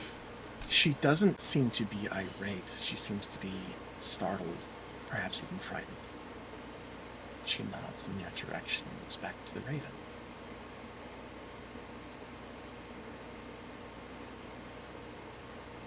Her machinations are inscrutable but absolute. I cannot act against this. I cannot say what would allow her to. Why? But it is not my place to question. It is not my place to know. Whatever plan she has for you, I do not think it is within her choir. But there is a plan. Zajira,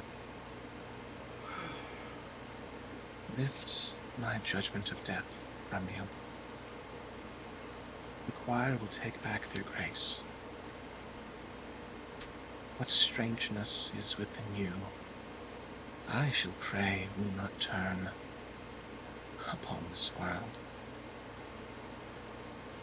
I have faith that it will not. She looks toward the raven. Inscrutable but absolute.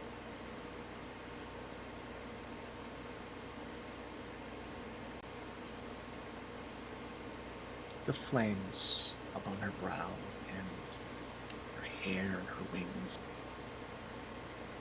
begin to rapidly roil with embers, where her stature is reduced. The glow subsides, and she returns back to the humanoid guise she had adopted before. She looks between you, Alina, and toward the raven, with this air of wonder, fear, but acceptance. Hey. Huh.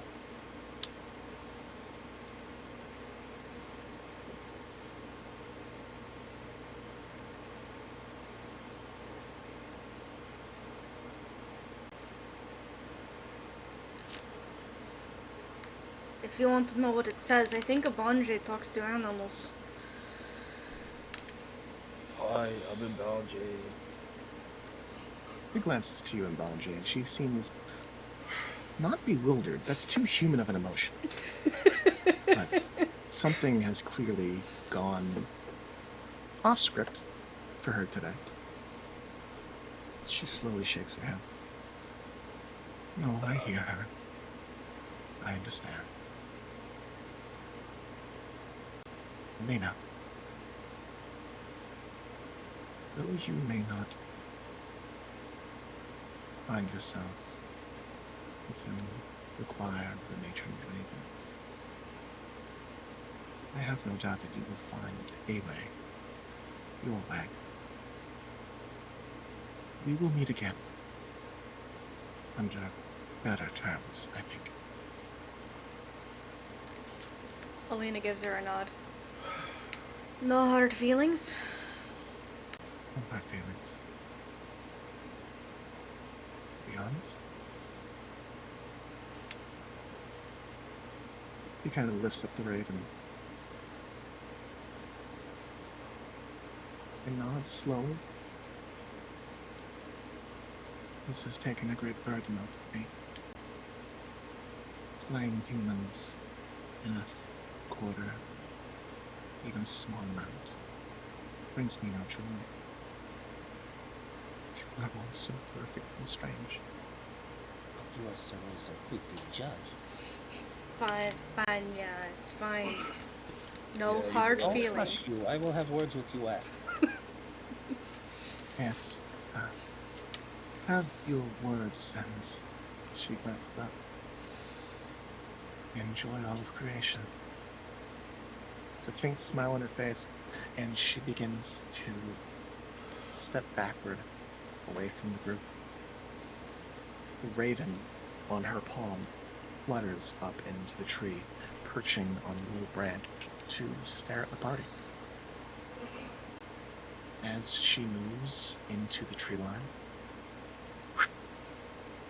she disappears. Alright, she's gone now. I'm going to go puke.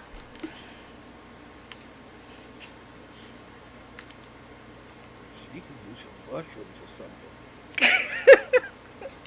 Is the raven still there? The raven's still there. I'm going to blink at it, and then I'm going to curtsy towards it. Huh. Yeah. And then I'm going to turn and smack my hand against Alina's shoulder. And you! What was I going to do? Lie to a celestial? No, I didn't. No, but when you ask for someone to speak up for your behalf, you let them speak for you. There is a difference between, like, a defense and, like, just arguing with the celestial who was clearly already made up their mind. In defense, you argue with the celestial. Was a paladin. I don't argue with celestials. It's not the thing. Even then, when she tried to do whatever she was trying to do to you and decided, oh no, there's something else that's wrong, that is not something that had anything to do with you. You don't merely submit to that. I mean, I panicked at that point. I'm with Mario on this. Like, the whole submitting yourself to judgment, okay, you know, you don't want to get the authorities mad at you for lying. But then they start to throw the book at you because they have a bad day. That's kind of wrong. And especially because the Celestial realized that we were part of your group, your choir, if you will.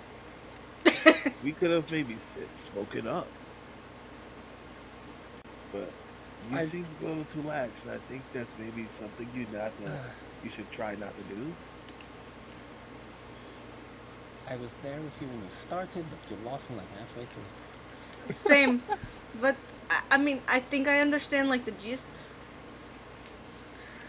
Not to mention the minor, or not so minor, hypocrisy of having a Church of the Raven King on the call that doesn't go out raising every undead it can.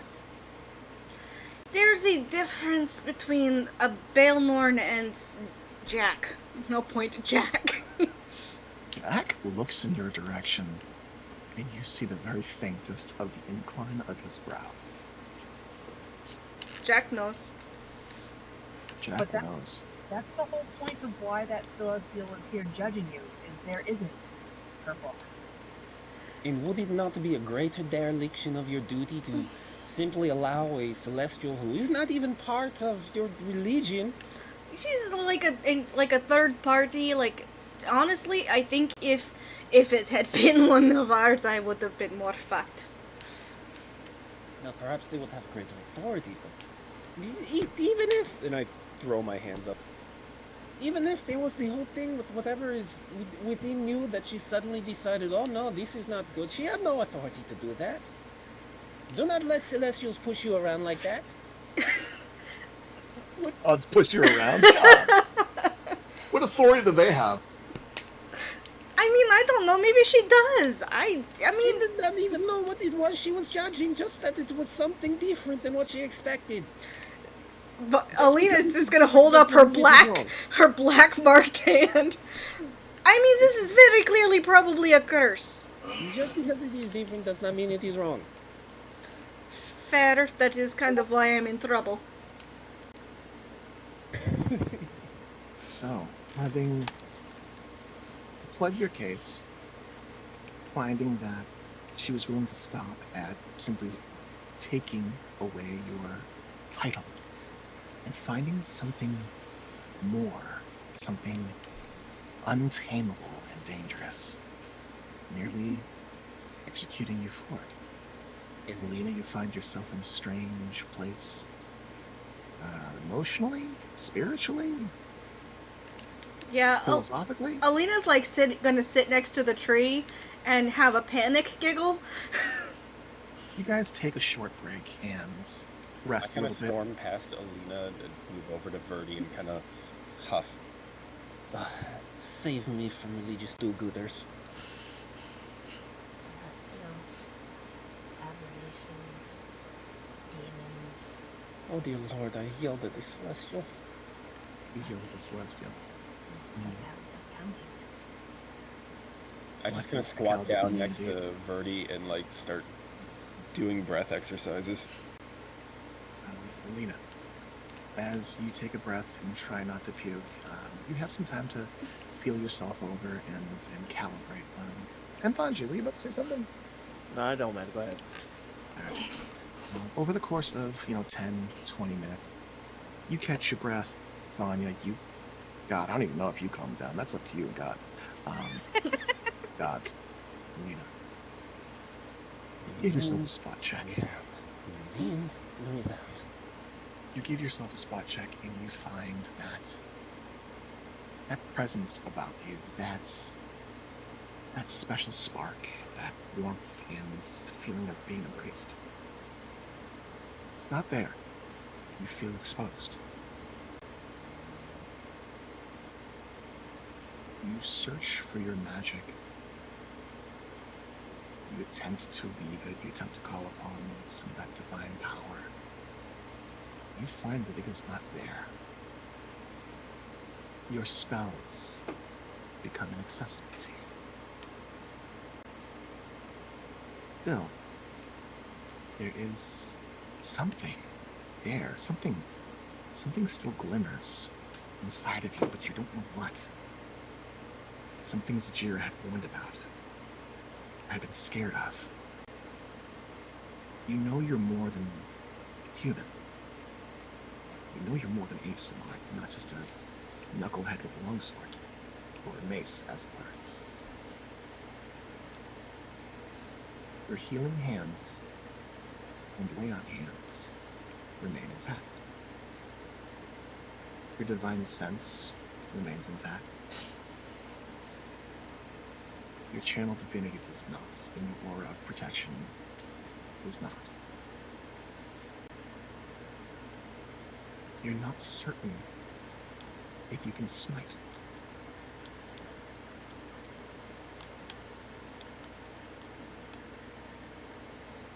You have been kneecapped severely.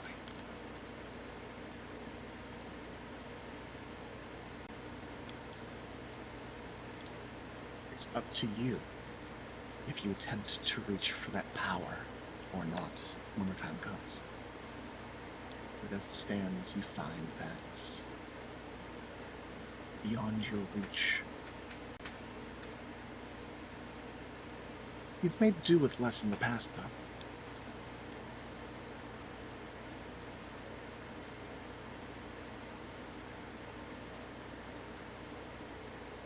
Raven watches on from the branch nearby, just kind of staring, occasionally glancing at you and occasionally glancing at the party. I think Alina's gonna look up at it and go and just say, "Thank you." Yeah. Yeah. It lifts its shoulders up and lowers its head to bob before opening its wings wide and fluttering off into the woods.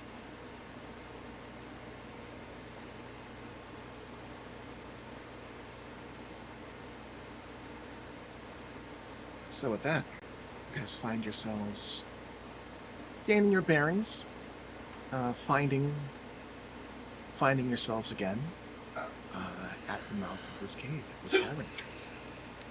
Feeling I'm walking around naked, Alina will say as she stands up.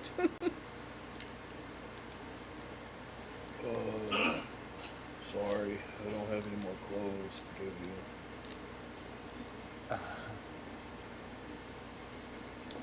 You can try taking those armors off and putting them back on. Maybe that'll help. I don't know how this works. If it's any consolation, death ward will last 8 hours. It is a small consolation, just in case she changes her mind, I suppose. Alright, I think we're coming for mushrooms. I am going to pick some mushrooms. As soon as Verdi shows me where the mushrooms are. Verdi. So, you've scouted out this cave is probably the best place to get them. You see that the water running out of it means that there's likely an underground spring. Springs mean humidity. Humidity means mold. Fungus. Considering the warmth of this area, this is probably a solid place to go.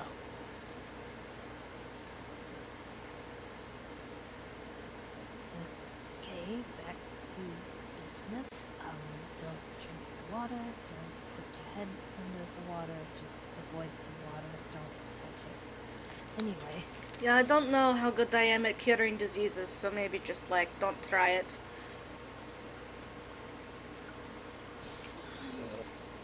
Verdi will make their way towards the cave entrance. DM, Okay. does someone with a higher perception see what this little thing is here in the corner? That's just there for shits and giggles, I bet. That's just there for shits and giggles. Okay.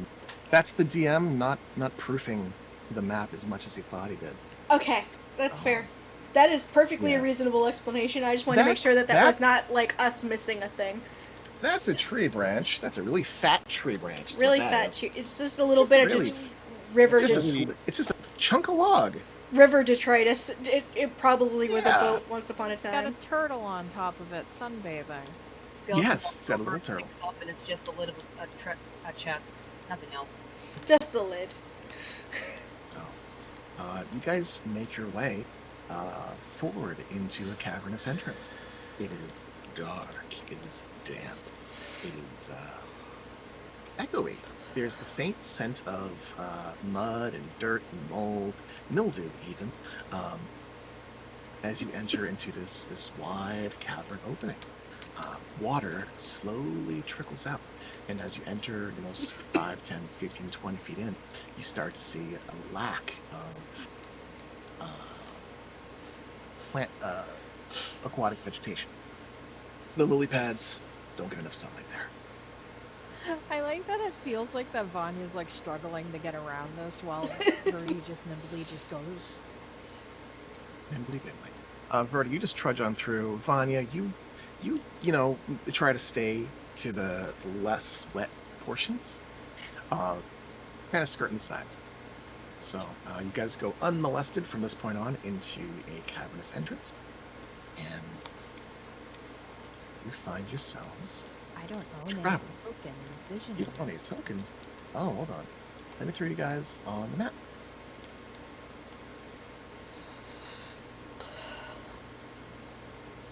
Just tell us where to put ourselves. Plant yourselves near the bottom. Right there is where I'm going to ping.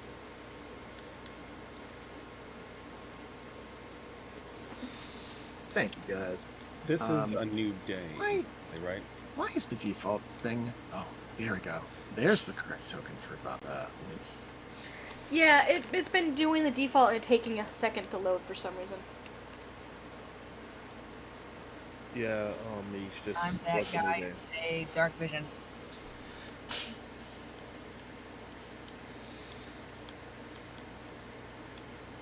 Yeah, Mbanje has no dark vision, So some of you are in the dark. Mbanje. So what you notice as you guys go further and further, deeper and deeper into this cave, it actually starts to grow warmer. The air grows more and more humid as this trickling water continues essentially toward your direction.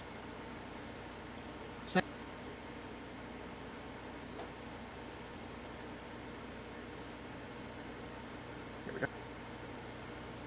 Yeah, mood me. Caves. We love caves. Verdi, you lead these guys deeper and deeper into this cave, sticking close by for those who don't have dark vision to get a better view. You point out, signs of cave bats to avoid them, other critters that might pose a problem. This isn't your first time spelunking through a cave, and you guys have learned well from your experiences with Volga. You follow the trickling water down this slope, and as it grows darker in Mbanje, your senses grow a little bit more aware.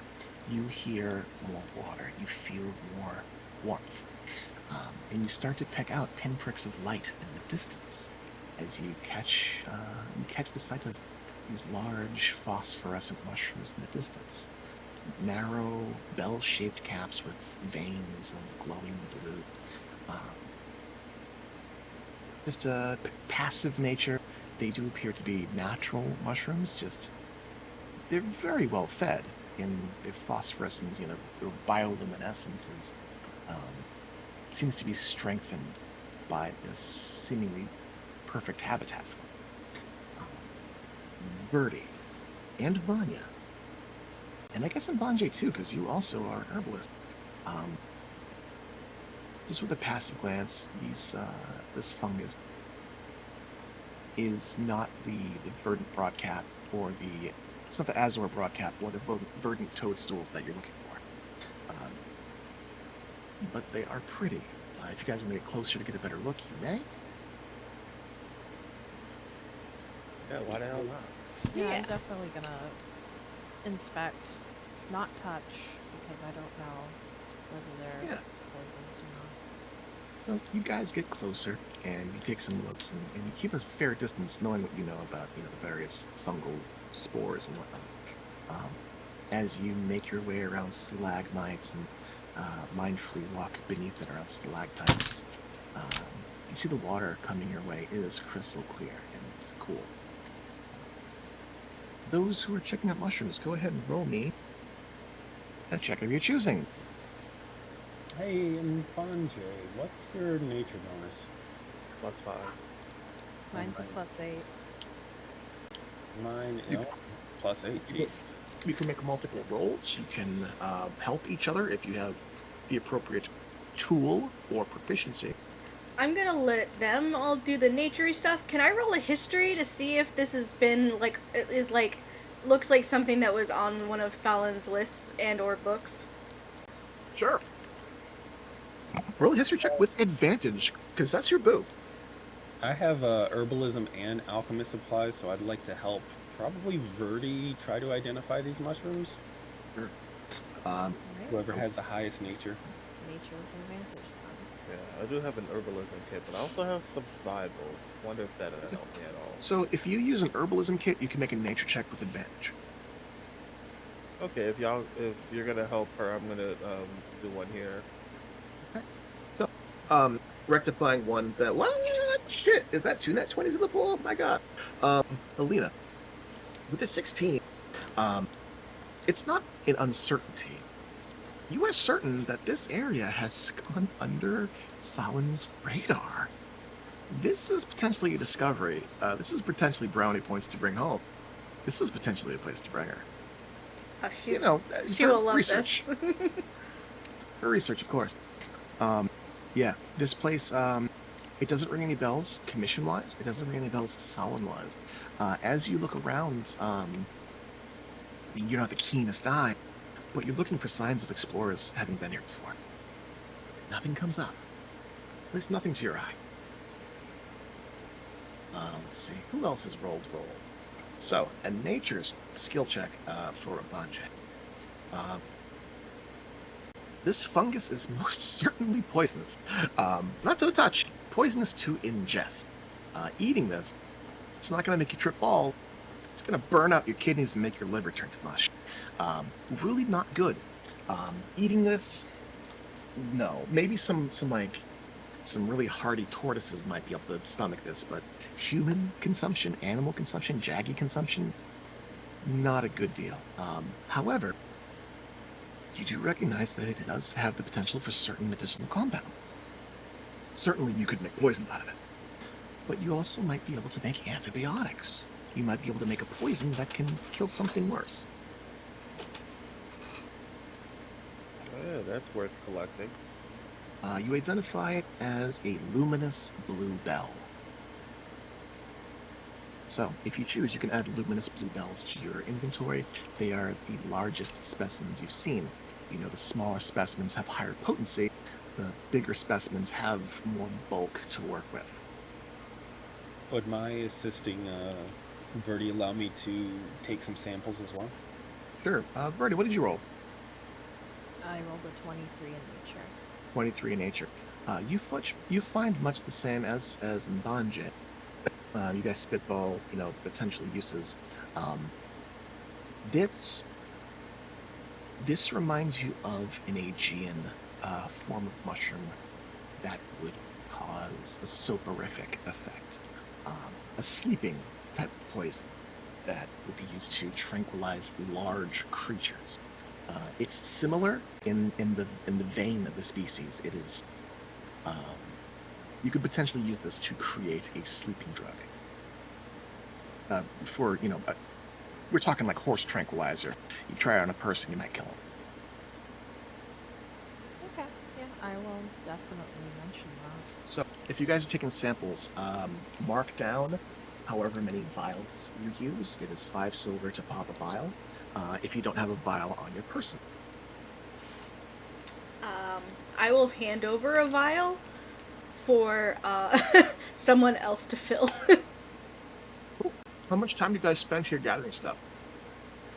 Well, 10 minutes seems good enough to carefully not get yourself screwed up while doing it.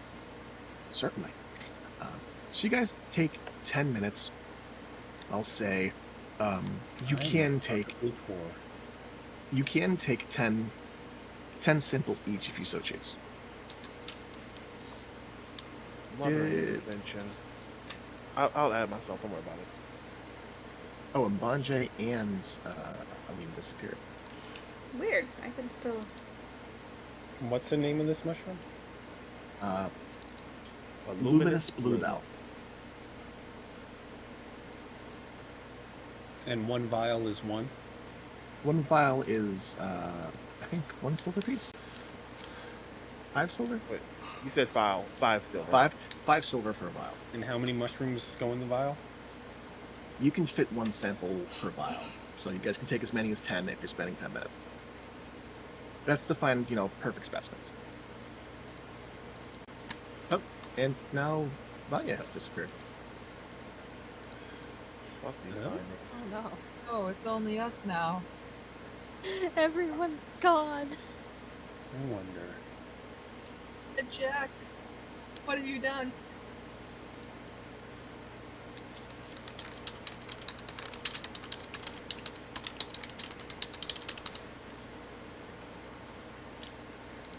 I feel like Alina What just did they came do with to like help a us? giant like. No one's hearing you. I don't know. Fine.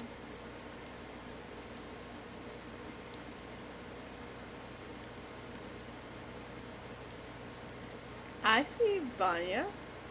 I put her back in. Okay. I feel like Alina just got like a giant bag of vials.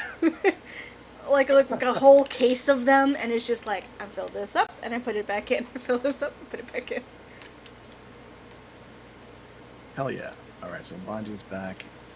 Alina's back. Okay, cool. I hope it's not my key binding.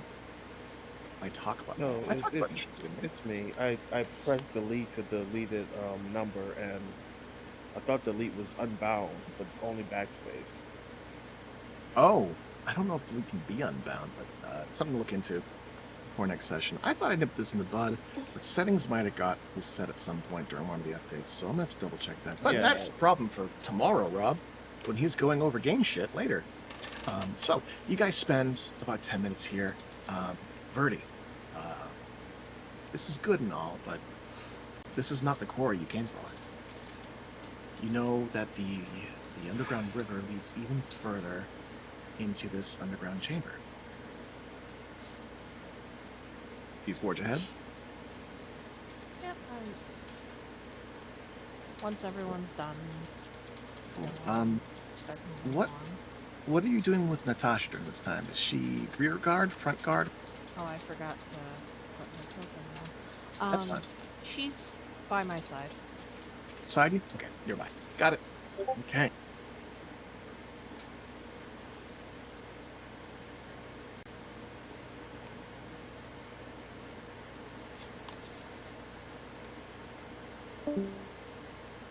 Okay. So, you guys continue down Apparently the she path. has no vision.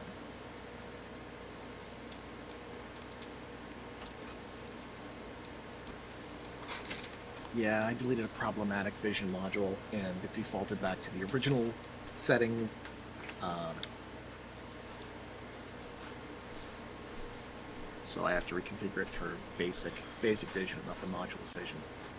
Oversight. It's my name. So, you guys continue your way deeper into the cave. You continue downward. Deeper yet at a very, very slight slow angle. And you see at points the water kind of pools up ankle deep before eroding its way further down the caves. There's a lot of dripping from the ceiling. There's a lot of distant echoing of the sound of water. As you look around, you see there are cracks in the surface of the stones where very faint trickles of mineral-filtered spring water are coming from, the font of which you do not know. But you press further into a deeper portion of the cave. If you guys could put your icons around here, that'd be greatly appreciated.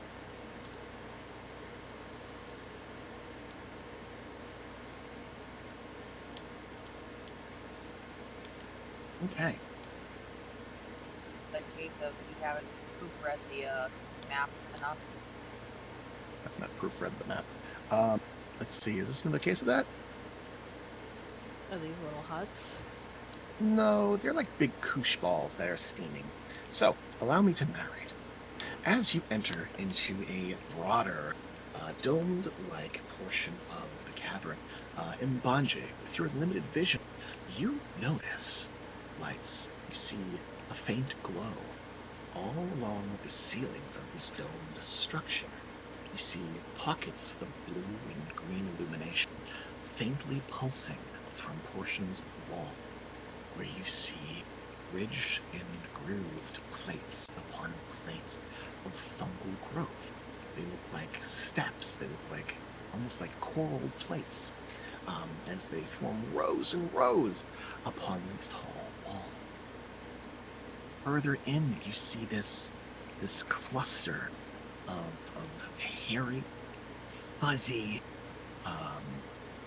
almost rubbery growths, all of which have this faint dust that's slowly shimmering and twinkling in the air around it. Over in this direction, you see steam, mist, vapor slowly rising from the forms of these, 10-foot wide, 5-foot wide spherical growths, around which grow smaller little kooshes all around it. You identify it as a type of some kind of fungus, some kind of mold, but inside this cavern you see just this myriad of different species. You know some of them. You don't know most of them. Verdi, likewise. You're no mycologist, but you do find your quarry. You do find over in the distance there are verdant toadstools, and further on some of the largest Azor broadcaps you've ever seen. Mbanje's gonna actually, does Mbanje know whether or not the shrooms keep their glow if they're untethered? You understand that the glow will continue for, it depends on the species. It always snuffs out over time. If it can be preserved, it will persist indefinitely. There are some forms of magic that can preserve this chemical reaction.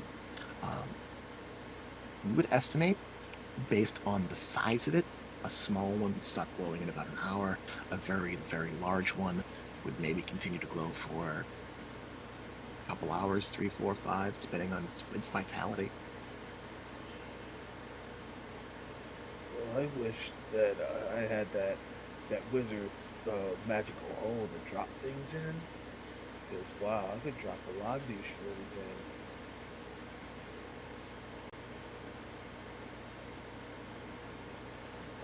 Mbaje's gonna approach the fluffy ones. He's actually gonna lift up his shirt and cover his face while he does so. Excellent. You meander closer toward it, and you find that there is just a faint, slow dusting of mist. There doesn't seem to be much real air movement, so it surprises you a little that there's so much movement happening. Roll me nature or investigation. while you're doing that, what's everyone else doing? Birdie's gonna scope out where the mushrooms that they're looking for may be So- growing. You see in this corner is the healthiest growth, the largest of these specimens that you've ever seen. There are some smaller clusters over in this direction. You imagine there's probably more in the distance. Dark vision, yeah. So you gather that much. This glow over here is probably your best bet. Alright, I'm gonna make my way towards that one. Okay. I'll come back to you in a second, Mbanja. Vanya, Skeletons, Leah, Alina. Yeah. Could you take a look at my chest of preserving and see if I have any room in there for the glowy mushrooms? Chest of preserving. I'm assuming some of the stuff has been used already. Oh no, you kept some. You kept some for Yeah. later. Let's see. How many pounds total? It's only about 8 pounds. So you could probably store another. Wait. 30-pound capacity. So you got 8 pounds of shit in there. You can store about 22 more. All right. In that case, after checking out my chest of preserving, I'm going to have it at the ready as I go to follow Verdi.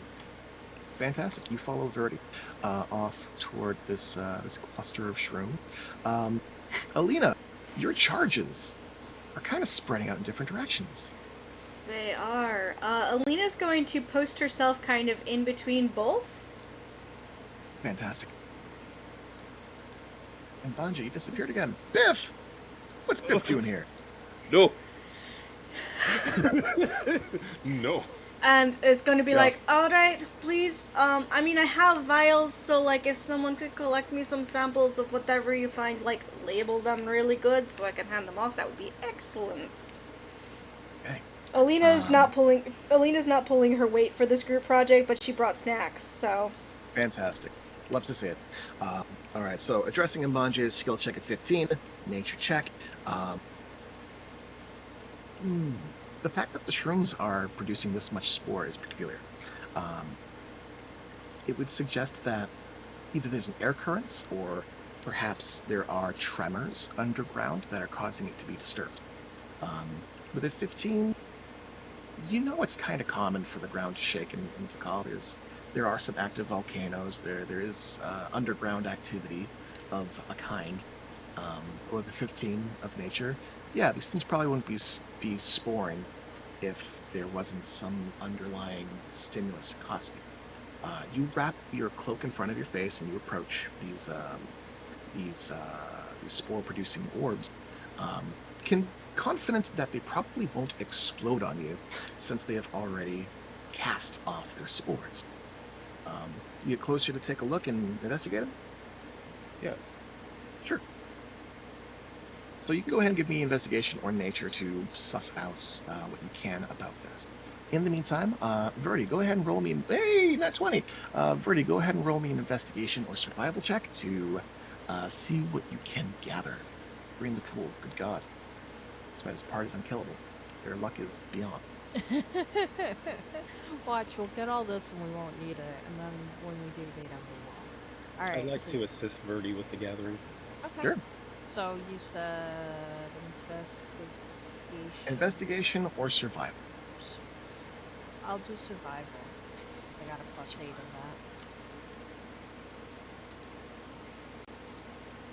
that. And Vanya was assisting. Vanya's assisting. So advantage. Look at the passive perception for Alina and We Leah. have 4 nat 20s in the pool now. 4 nat 20s in the pool. Fantastic. I love to see it. Okay, cool. Let's see. Is that another nat 20 for the investigate nature? Okay. Fucking hell. Reroll it. Passive. Just passive perceptions. Oh, never It's mind. just the passive that I need from you guys. 10! 10 is passive. That's passing. Well, I mean, it's 10. It's mostly passive. 16 for Leah. Okay, so addressing things one by one. Nat 20 for Mbanje on your nature check. These remind you of a lion's mane mushroom, but they're huge. They're enormous. You're pretty sure these actually might be edible. They are producing a lot of spores. You could probably cultivate them and grow food stock mushroom. It is very warm where you are. With a nat 20 nature and your background as an armchair mycologist, you understand that these things are producing heat. They're colonizing. They're actively growing, consuming whatever resources are around them to expand and grow. And you look at it and you find that, yeah, it's really well-established stuff. These things are very, very old, very, very active. But you find, you could cut off chunks of this and it would be a staple food. It would be full of, vitamin A, protein, all that good shit to not die during, traveling in the woods. With a natural 20 nature, I'm also going to give you something looks a little bit off.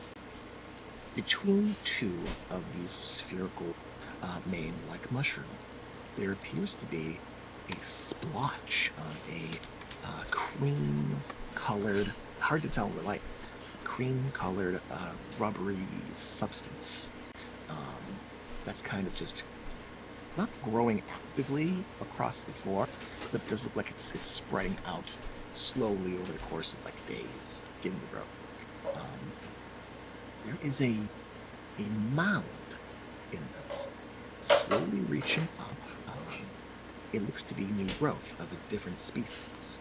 And you get closer and get a better look, and you do note that it's peculiar. You can't identify it. And it wiggles as you get close. Let's see. Nat 20 investigation on nature for Verdi. Survival for Verdi. So, survival. That concludes a number of things. Foraging for food, finding your way, looking out for predators. As you begin searching for the caps, you do find clusters of the stuff. Medicinal, enough to last weeks of experimentation if you keep them preserved. Enough to make handfuls of healing potions. This is pay dirt. This is something that not just the Commission could use, but Nyanzaru itself, being close enough, this could help a lot of people. What you notice as you begin to carve and pull off slabs of blue and green mushroom cap. Holes. You see holes at about ankle height in some of the walls.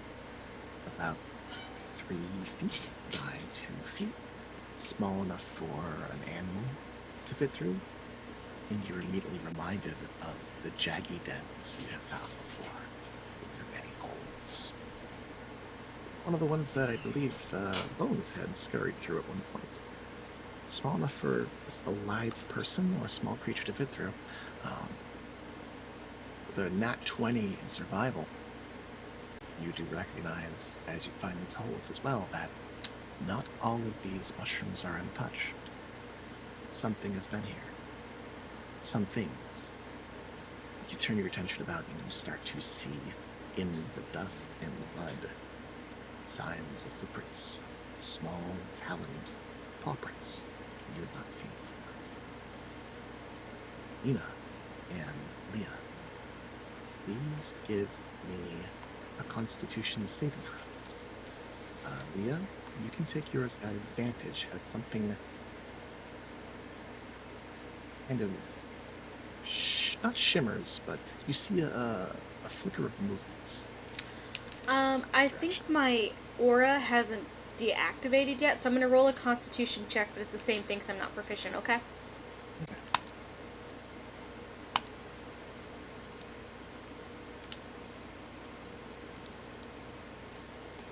Inquiry said? Constitution saving throw at advantage. Okay.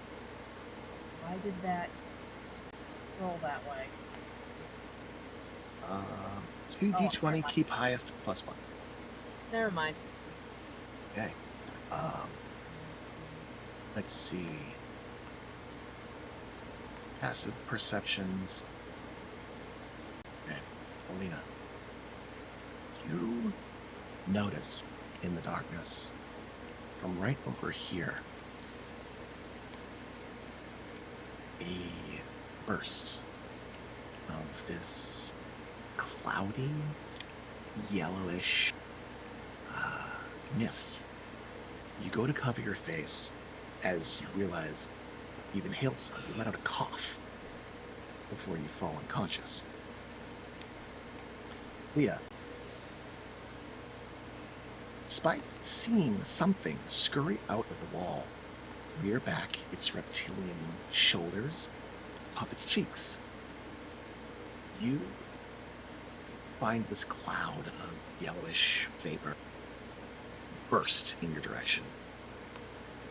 You go to cover your face, but it seeps in. Just a small amount causes you to... And this is strange for you, because you don't sleep. Fall unconscious.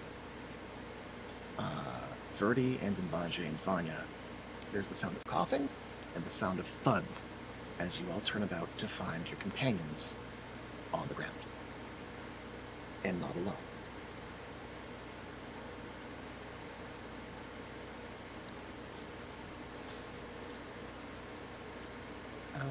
Back?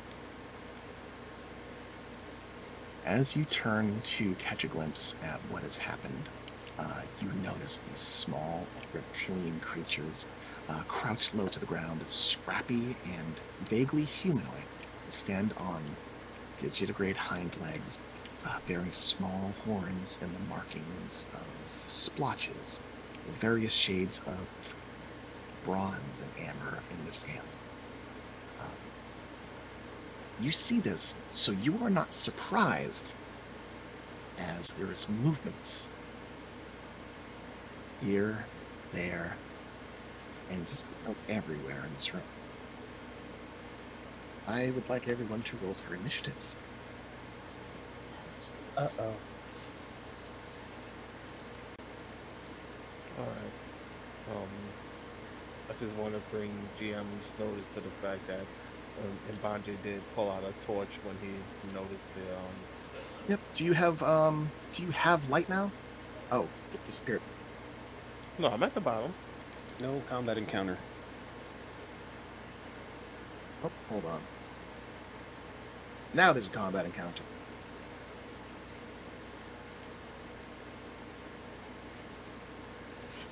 That feels appropriate.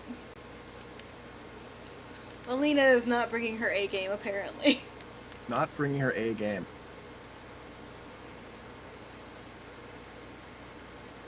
Alright, I'm gonna say Vanya, instead of rolling for Frederick and Jackson, they can go on your turn at the end of your turn. Sounds good. Just gonna remove them from combat. You should be able to still move them.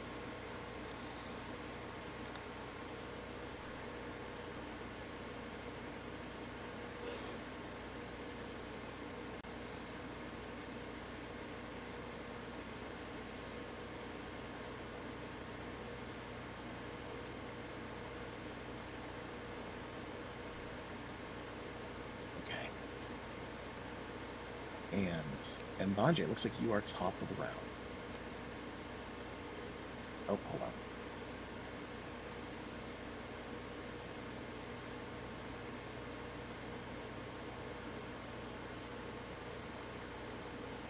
All those rolled publicly, is that okay? Oh no! That's a problem for me who likes to keep secrets. Shit. I'll fix that later. But they're so goddamn cute, I don't want to fight them. But they're so goddamn cute. That's how to get you.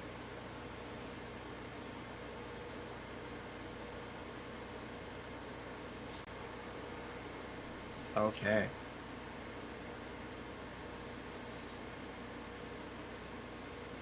Don't fuck up on me now. There we go. So, top of the round, this guy right here. He sees, and you guys hear in Draconic. grab our things, grab our things! He's going to rush to you, and he's going to attempt to swipe something off of your person. He's going to spend his whole turn there as he begins to rifle through your belongings, taking an item interaction to try to grab stuff, and a dodge action to try to dodge. And Banjay, you're up. Okay, and Banji has 30 feet. Yeah, you stop that.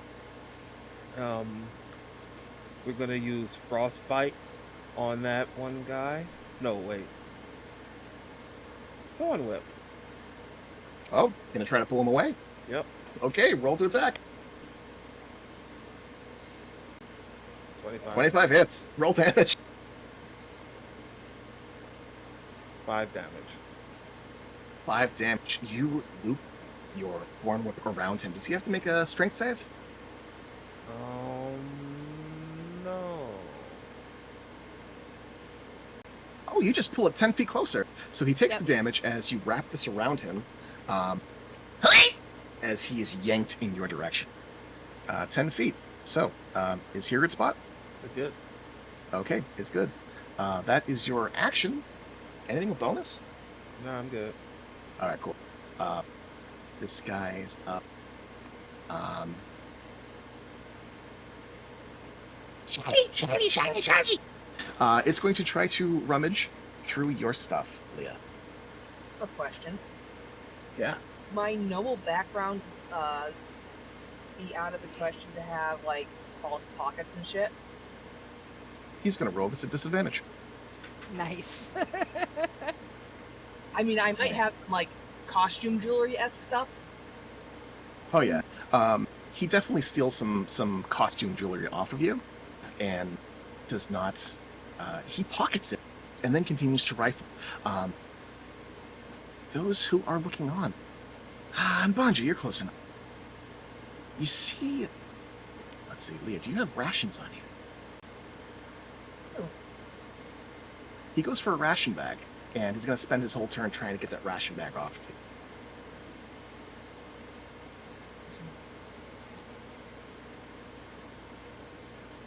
This one here, he's going to use 5, 10, 15, 20, 25, 30.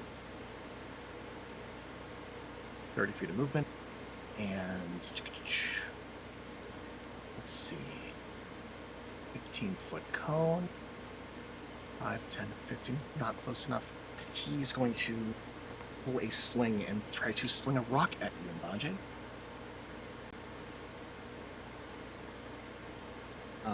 7 is not going to hit your AC, I don't think. Correct. So, with the rock missing,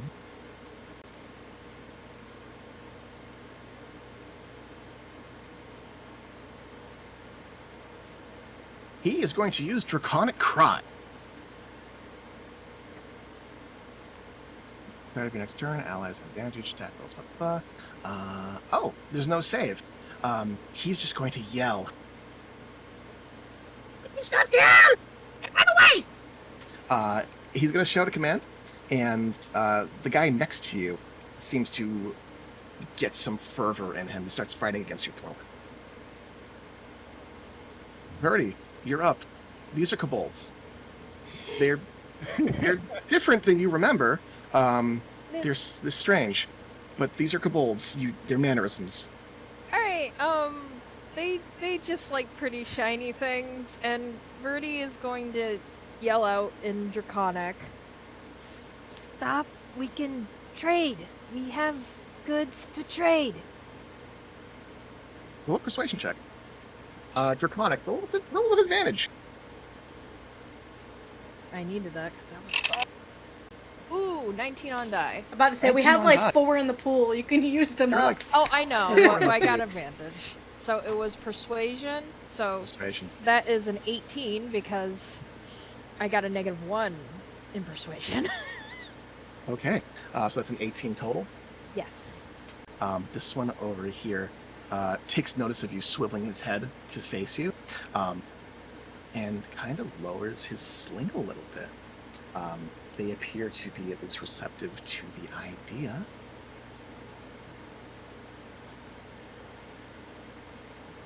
Anything's good. Do you have meat? Meat? Yes? So much meat. Oh, you didn't come through for that, but I heard it. You're wealthy!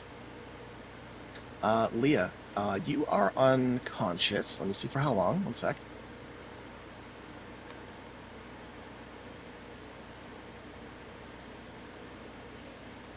So yeah, you are unconscious until someone wakes you up or until you take damage.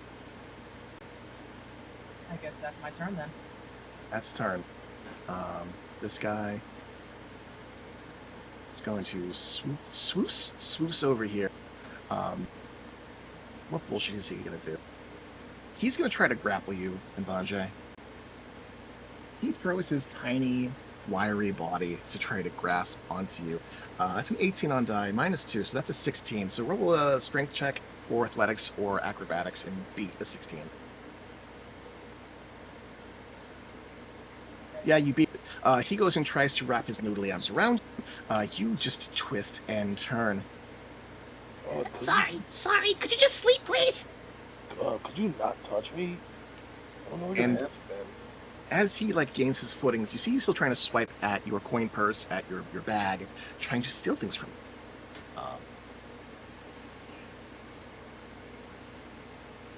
you. This guy's turn. He's going to inch closer, and he approaches Vanya and Verdi, and pauses before reaching Vanya. And as though asking for permission, he looks to Vanya and points at Verdi. And says, This one wants to trade. We'll trade. Trade? Yes? In Draconic or Common? Draconic. Do you speak Draconic? No. You hear just the guttural noises of a creature trying to communicate with someone they can't communicate with. They're going to hold their action there. Verdi will say, quickly, I'm trying to negotiate a trade so they stop fighting. As she says that, I hold up a finger warningly and give the creature a very stern look, like, no, no. It backs up. It backs up. You better hurry up, because as a businessman, I can't allow them to take my money and my goods. To that end, Vanya, it's your turn. I'm checking something.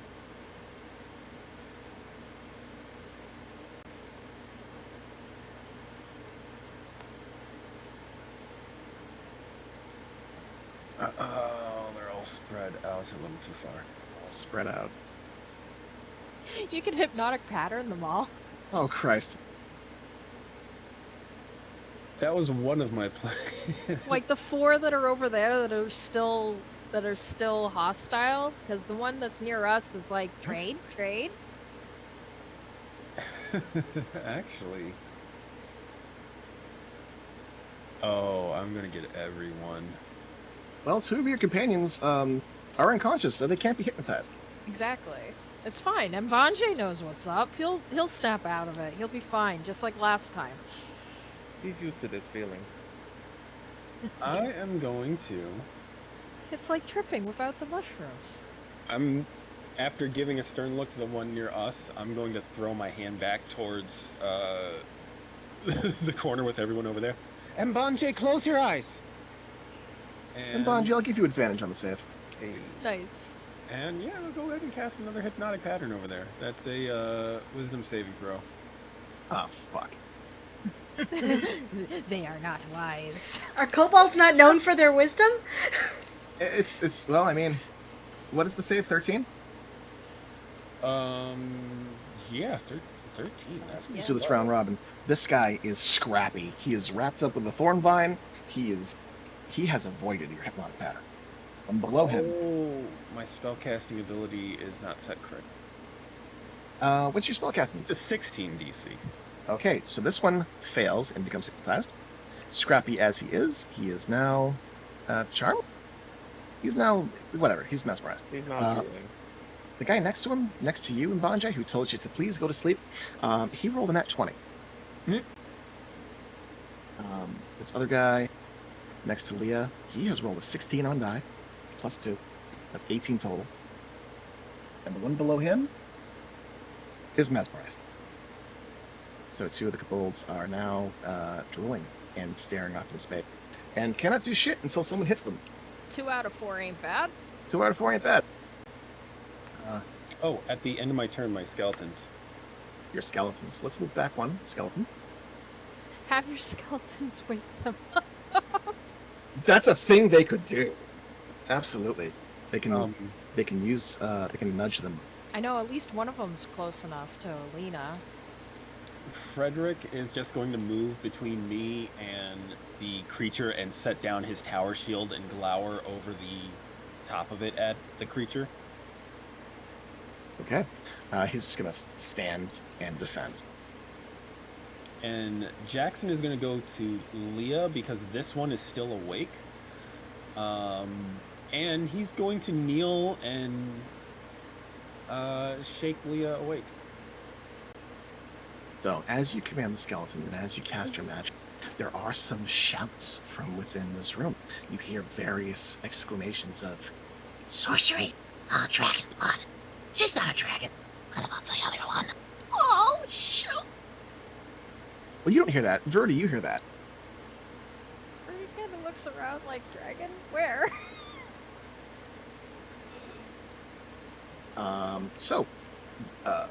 Leah, you are awake. On your next turn, you can act from the ground or stand if you so choose. Alina, unfortunately, you are still unconscious. Someone's got to wake you up, or a minute has to pass. That's fine. She probably needed this nap. She could use a nap. This guy is mesmerized. Had a day. She almost died. And Manje, you are up. You are being harried. The kobolds are saying some shit. Manje don't like kobolds saying shit he can't recognize, so he's gonna knock this one over the head with his staff. Okay, roll high. Boink.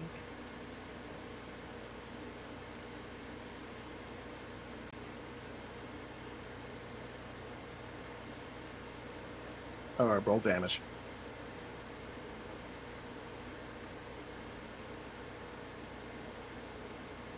You talk him between the brows, and he reaches up and clenches his head, kind of like spinning in place and hopping on both feet as you bruise his skull. Roger's gonna indeed leave the kobolds area and go to move next to Alina. Alright. So you've used your action to attack, so you cannot attempt to wake her up. That is correct. But you are defending her. I'm gonna say this guy is too hapless to make an attack against you, so we're gonna move on. This guy is he's conscious, sees that there's a skeleton and the wizard is waking up, looks around. Problem. And he's going to disengage and run. And disengage, run, put his back to the wall, preparing to escape. He has a sling in one hand, and he's ready to shoot. Just not on this turn.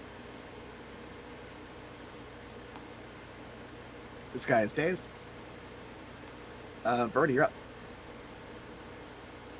I'm gonna pull out my 3 bags of rations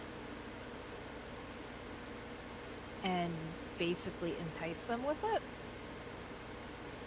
I have dried meat, and he will say that in Draconic. Dried meat, wet meat, raw meat, cooked meat, doesn't matter. We want it.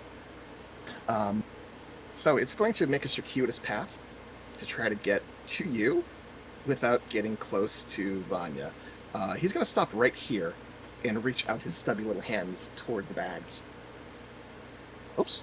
As he runs away immediately. Meow. Freddy will use his action to dangle one. Only if you promise to stop fighting. He didn't come through with that. Yeah. Alright, I'm gonna end my turn because I want to make sure all of these guys stop fighting. Leah, you're up. You're on the ground. You just got knocked out. You are conscious. Did I hear the problem from? Yes. Problem. My problem? You made the problem in Draconic.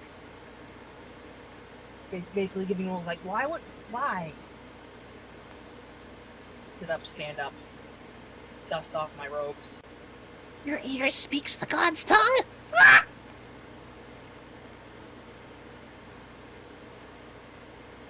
Was that like a panicked? Oh my god! Panic, awed. Not Calm. exactly exalted. No, this isn't exaltation. This is a strong feeling and a oh shit feeling. They were calm. Now panic. Panic. They are panicking. They had the upper hand and immediately lost it, and this is what's happening. I'm going to put one fist on my hip and try to give him the most I am disappointed, son expression. Roll an intimidation check. You can take advantage. You can take advantage on this one. Please start. 17. I like that Leah and Vanya both went into disapproving mom mode.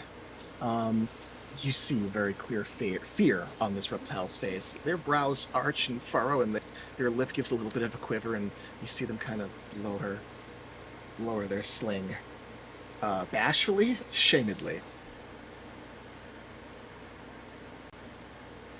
Movement, action to intimidate. Anything with bonus? No, but I will give him a nod to like, I agree with that action that you're not gonna fight. Okay. This guy here is... Oh, he's not unconscious. Yeah, he's dumber than he looks. He's gonna go after you and Bungie. He's gonna try to pilfer from you. How dare you smack me on the head? And he reaches out with his grubby little hip mitts, but does not manage to find purchase on your person. We're starving!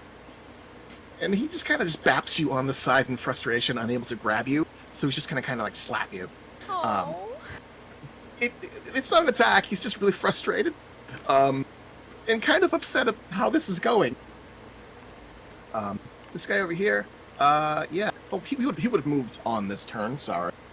He is here now. That's his movement, and he's making grabby hands at you, Verdi.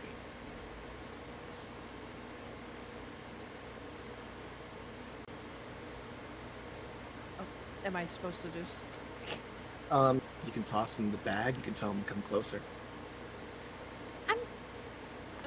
I'll toss him the bag. He's getting very frantic. All right. You can also reach out into his square, and he can reach into the square between it if you want to exchange.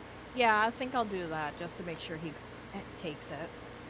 Sure. So, as you reach out, and as the kobold reaches out, they palm kind of like under your wrists as they clamber and clumsily take the bags. And there's this dawning realization in their eyes as they look at you, and your pupils slowly dilate.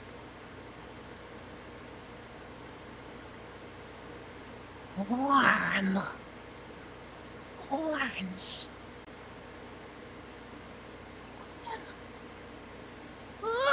He begins to run. That? No. That's as far as he can get. Actually, he's going to dash. He's going to dash. Finds a hole in the wall and disappears. Hey, whoop. Vanya, some words were exchanged that you don't speak. I understand it now. You understand it now. What is going on here? Does he think I'm a dragon? Why would they think you're a dragon? Are you? No.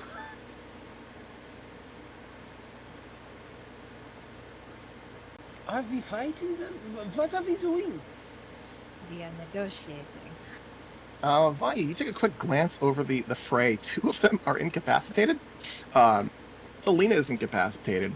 One is like trying to slap Mbanje and grab his items, pilfer his items, Another one is being shamed into a corner and is preparing to flee.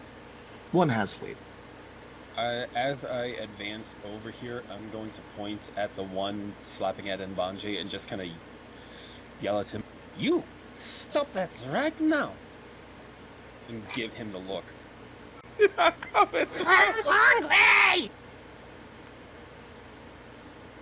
That is not how you ask for food. I'm speaking in common, like, I can't speak Draconic, but I can Speak understand it. You can speak it, but okay. Yeah, it kind of gets you saying and then responds to you in Draconic. It's sussing out what you're saying. I just wag my finger at it like, "Stop that! Stop that right now!" Is that a full action? For comprehend languages, yeah. Okay, full action comprehend languages. Movement, that's action. Hey, Skelebro can do stuff. Yep, he's gonna wake up Alina. Alright, Alina, you are shaken awake by a bony buddy. Alright, watch out for those mushrooms, they explode. And she's gonna sit up. You sit up groggily. Yeah, your head kind of hurts a little bit. It's not natural sleep, bro. It's your turn. I'm just gonna look up. What all even? Look at. What are these? We are being harassed by little reptile creatures. Kobolds. They speak Draconic. Yeah. Hey, little fucks. What do you want? And Alina's just gonna stand up. As you say this, the one that's behind Mbanje, being addressed in his own language, kind of peers to the side, looking like sliding into view from behind Mbanje's hip, still kind of slapping him. What do you got? Told you to stop that. Leave Mbanje alone.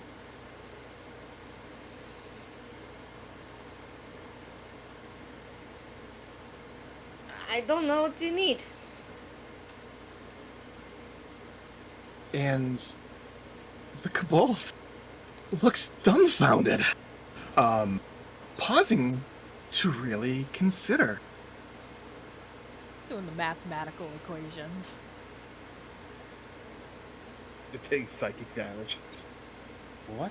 Haven't been asked that in a long time. That's a really big ask. The shelter, food, Alright. weather. I'll hand him like 3 days worth of rations. Alright, take this. Stop hitting Mbanje. Stop hitting everyone. He looks to you and kind of looks at the bag on the ground and kind of looks back to you and he scoops up the bag. You can break initiative here as they're either running or stunned, unless you choose to pursue. It does look as though those who are still conscious are preparing to bolt. This guy here, after grabbing the bag, he does shove the one who Mbanje wounded earlier, breaking him out of the trance. Immediately they recognize that the boot has dropped, and they may not be victorious here. Mbanje's gonna quickly hold up his hand. Okay, wait. Don't run like your friend did. How many of you guys live out here? Or in Speaking here? Espanol? Ah! Alina will translate. Oh, oh. Alina, you go to translate. The guys have made like 10 feet of scattering distance. One is dropping items as they bolt. This guy has disappeared into the wall. And you begin to parlay. Basically explaining what Mbanje had wanted to say. So, Mbanje, what was it you're saying? Who's asking like how many of them are in here? What the hell do they want? Because Mbanje didn't hear all that in Draconic. Okay. Very quickly. One moment. I can't move Verdi because we're still in the initiative. Oh, I am a fool. End combat.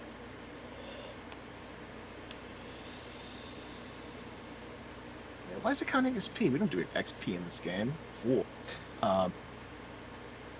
So, a few moments pass as you go over those who stayed and remained.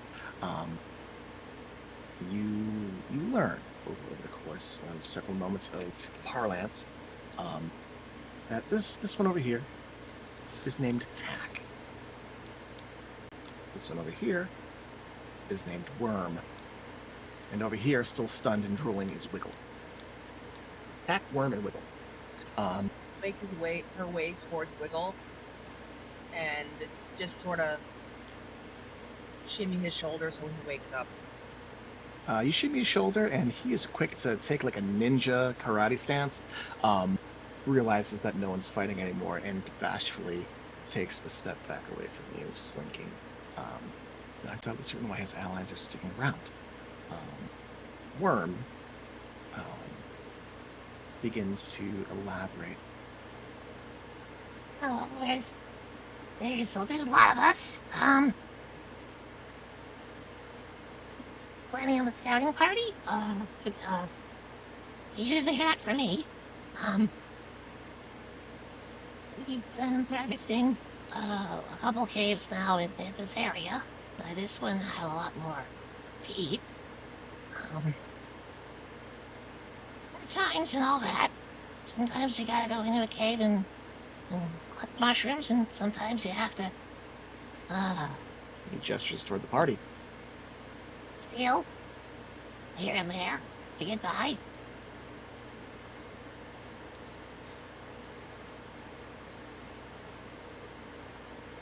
We were kind of planning on you guys all falling asleep, and then, you guys have lots of food, but we're gonna take all of it. We wouldn't kill you. Maybe. And Banjay narrows his brows when he hears that they'll kill him. And why would you do a thing like that? You could just ask for food. Do you not do trade? And he pulls out a couple days worth of rations. Here, just take it, dude. Flora He reaches out. in already, exchange. Like, do you not have money? What's your commerce? Who's your bartering lord? I don't know those words. What is he saying? He says that he will give you the food in exchange for letting us get the mushrooms from the caverns that we want. They file together, 3 of them, and begin discussing this arrangement, the deal. Speaking amongst one another. There seems to be some deliberation. For several more moments. Verdi's gonna speak up to the rest of this party while they're discussing. It seems like they're having a hard time trying to find food, trying to survive if they're doing this. Do they not eat mushrooms? Because there's a lot of them around here. Well, a lot of these mushrooms. We hear, but there's a lot of us. It's a lot. Not very much space, and not very much food, and half the animals out there are rotten. How did you? You're not from here? One by one, they shake their head.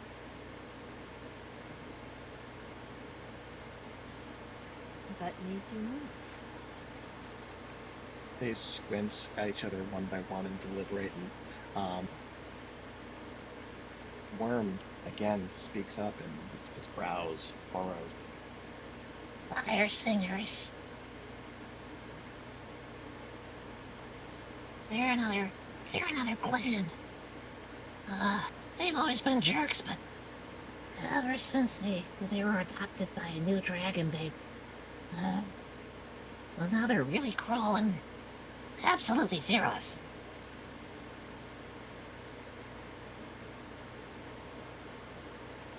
Verdi connects the dots and definitely thinks, okay, that's the dragon that Silverus must have been talking about. There's the big flaming lizards that hang out with the dragon. They're really big. They're like you-sized. And they wear metal like she does. He gestures toward Lena. I'm getting more and more confused. be another tribe of lizard then. Sounds like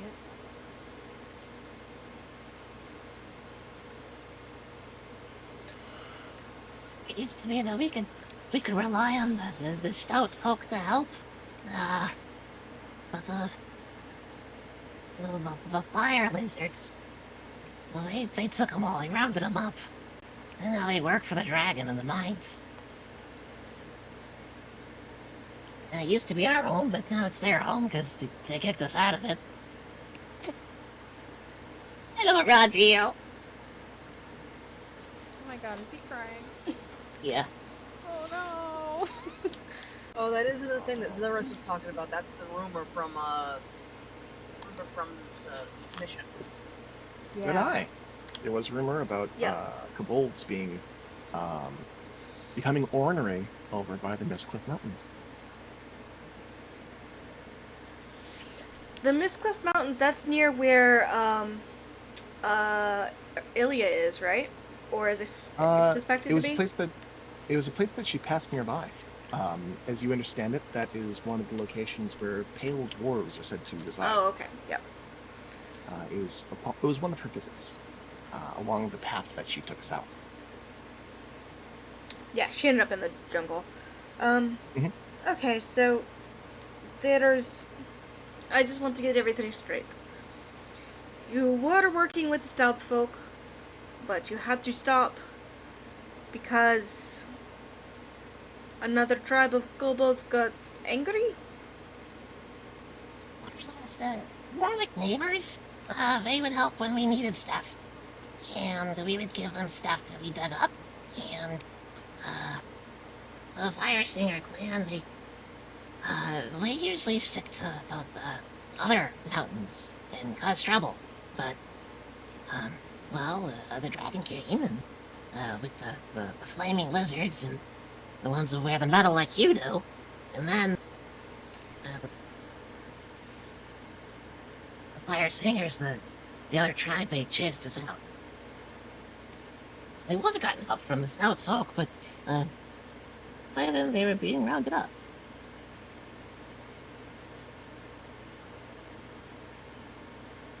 So we moved out to the jungle, and there were dead things there, and, we tried living on the base of the mountain, and the kobolds chased us out because they're jerks. And now we came this way.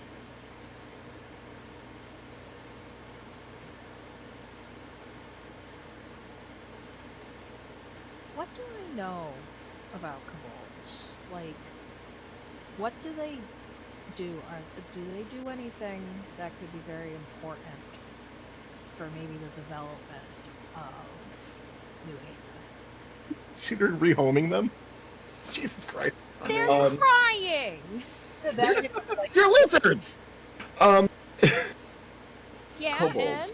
Bones So will love it. kobolds. Please bring 12 more thousand more kobolds into New Haven.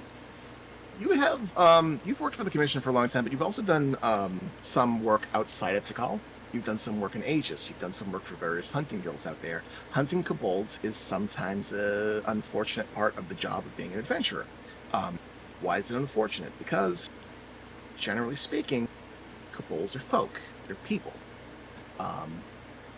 You know, just from your adventures so far, that they are very community-driven. A lot of them dedicate themselves to making their quality of life better. By their, I mean their community. For kobold, nothing is more important than their warren.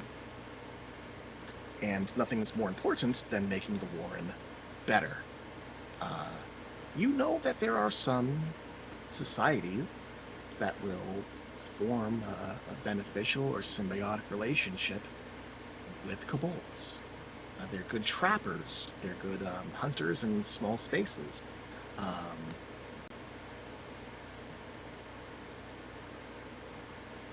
They're generally the pests that you keep around to get rid of other pests. Oh, I bet they would hunt the shit out of the jaggies that have been invaded New Haven. That's entirely a thing. I am saying out of character as Bones' human brain. It's definitely something that could potentially, yes, they could be. They could set traps, catch small ones, and eat them. They would eat them because they don't care what they eat. Because there is a, Jaggies are numerous. they are Numerous. numerous and they are invasive. They are numerous and invasive.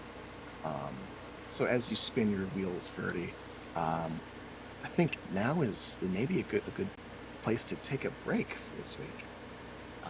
Yeah. Consider options and perchance roleplay some more of this out at a different point. Ooh, yeah, we can totally take this to forms.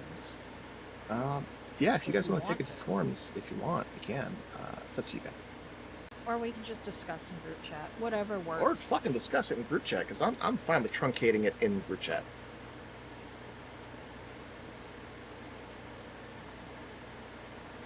You guys managed to bribe and parlay with the kobold, so I can scratch that off the list of things that could happen tonight. We can touch upon that later. Yay. Thanks for sticking past. We went a little bit beyond the 10:30 mark. I'd like to thank you guys for sticking around, and I wish you all a great evening. I'd like to thank you again for playing, and Thank you for DMing. Thank you I for apologize Yeah, to thank you. Sam. Hell yeah. Very welcome, and I will see you in the next episode. Have a good night, everybody. Good night, Good night. everyone. Have a good night, everyone.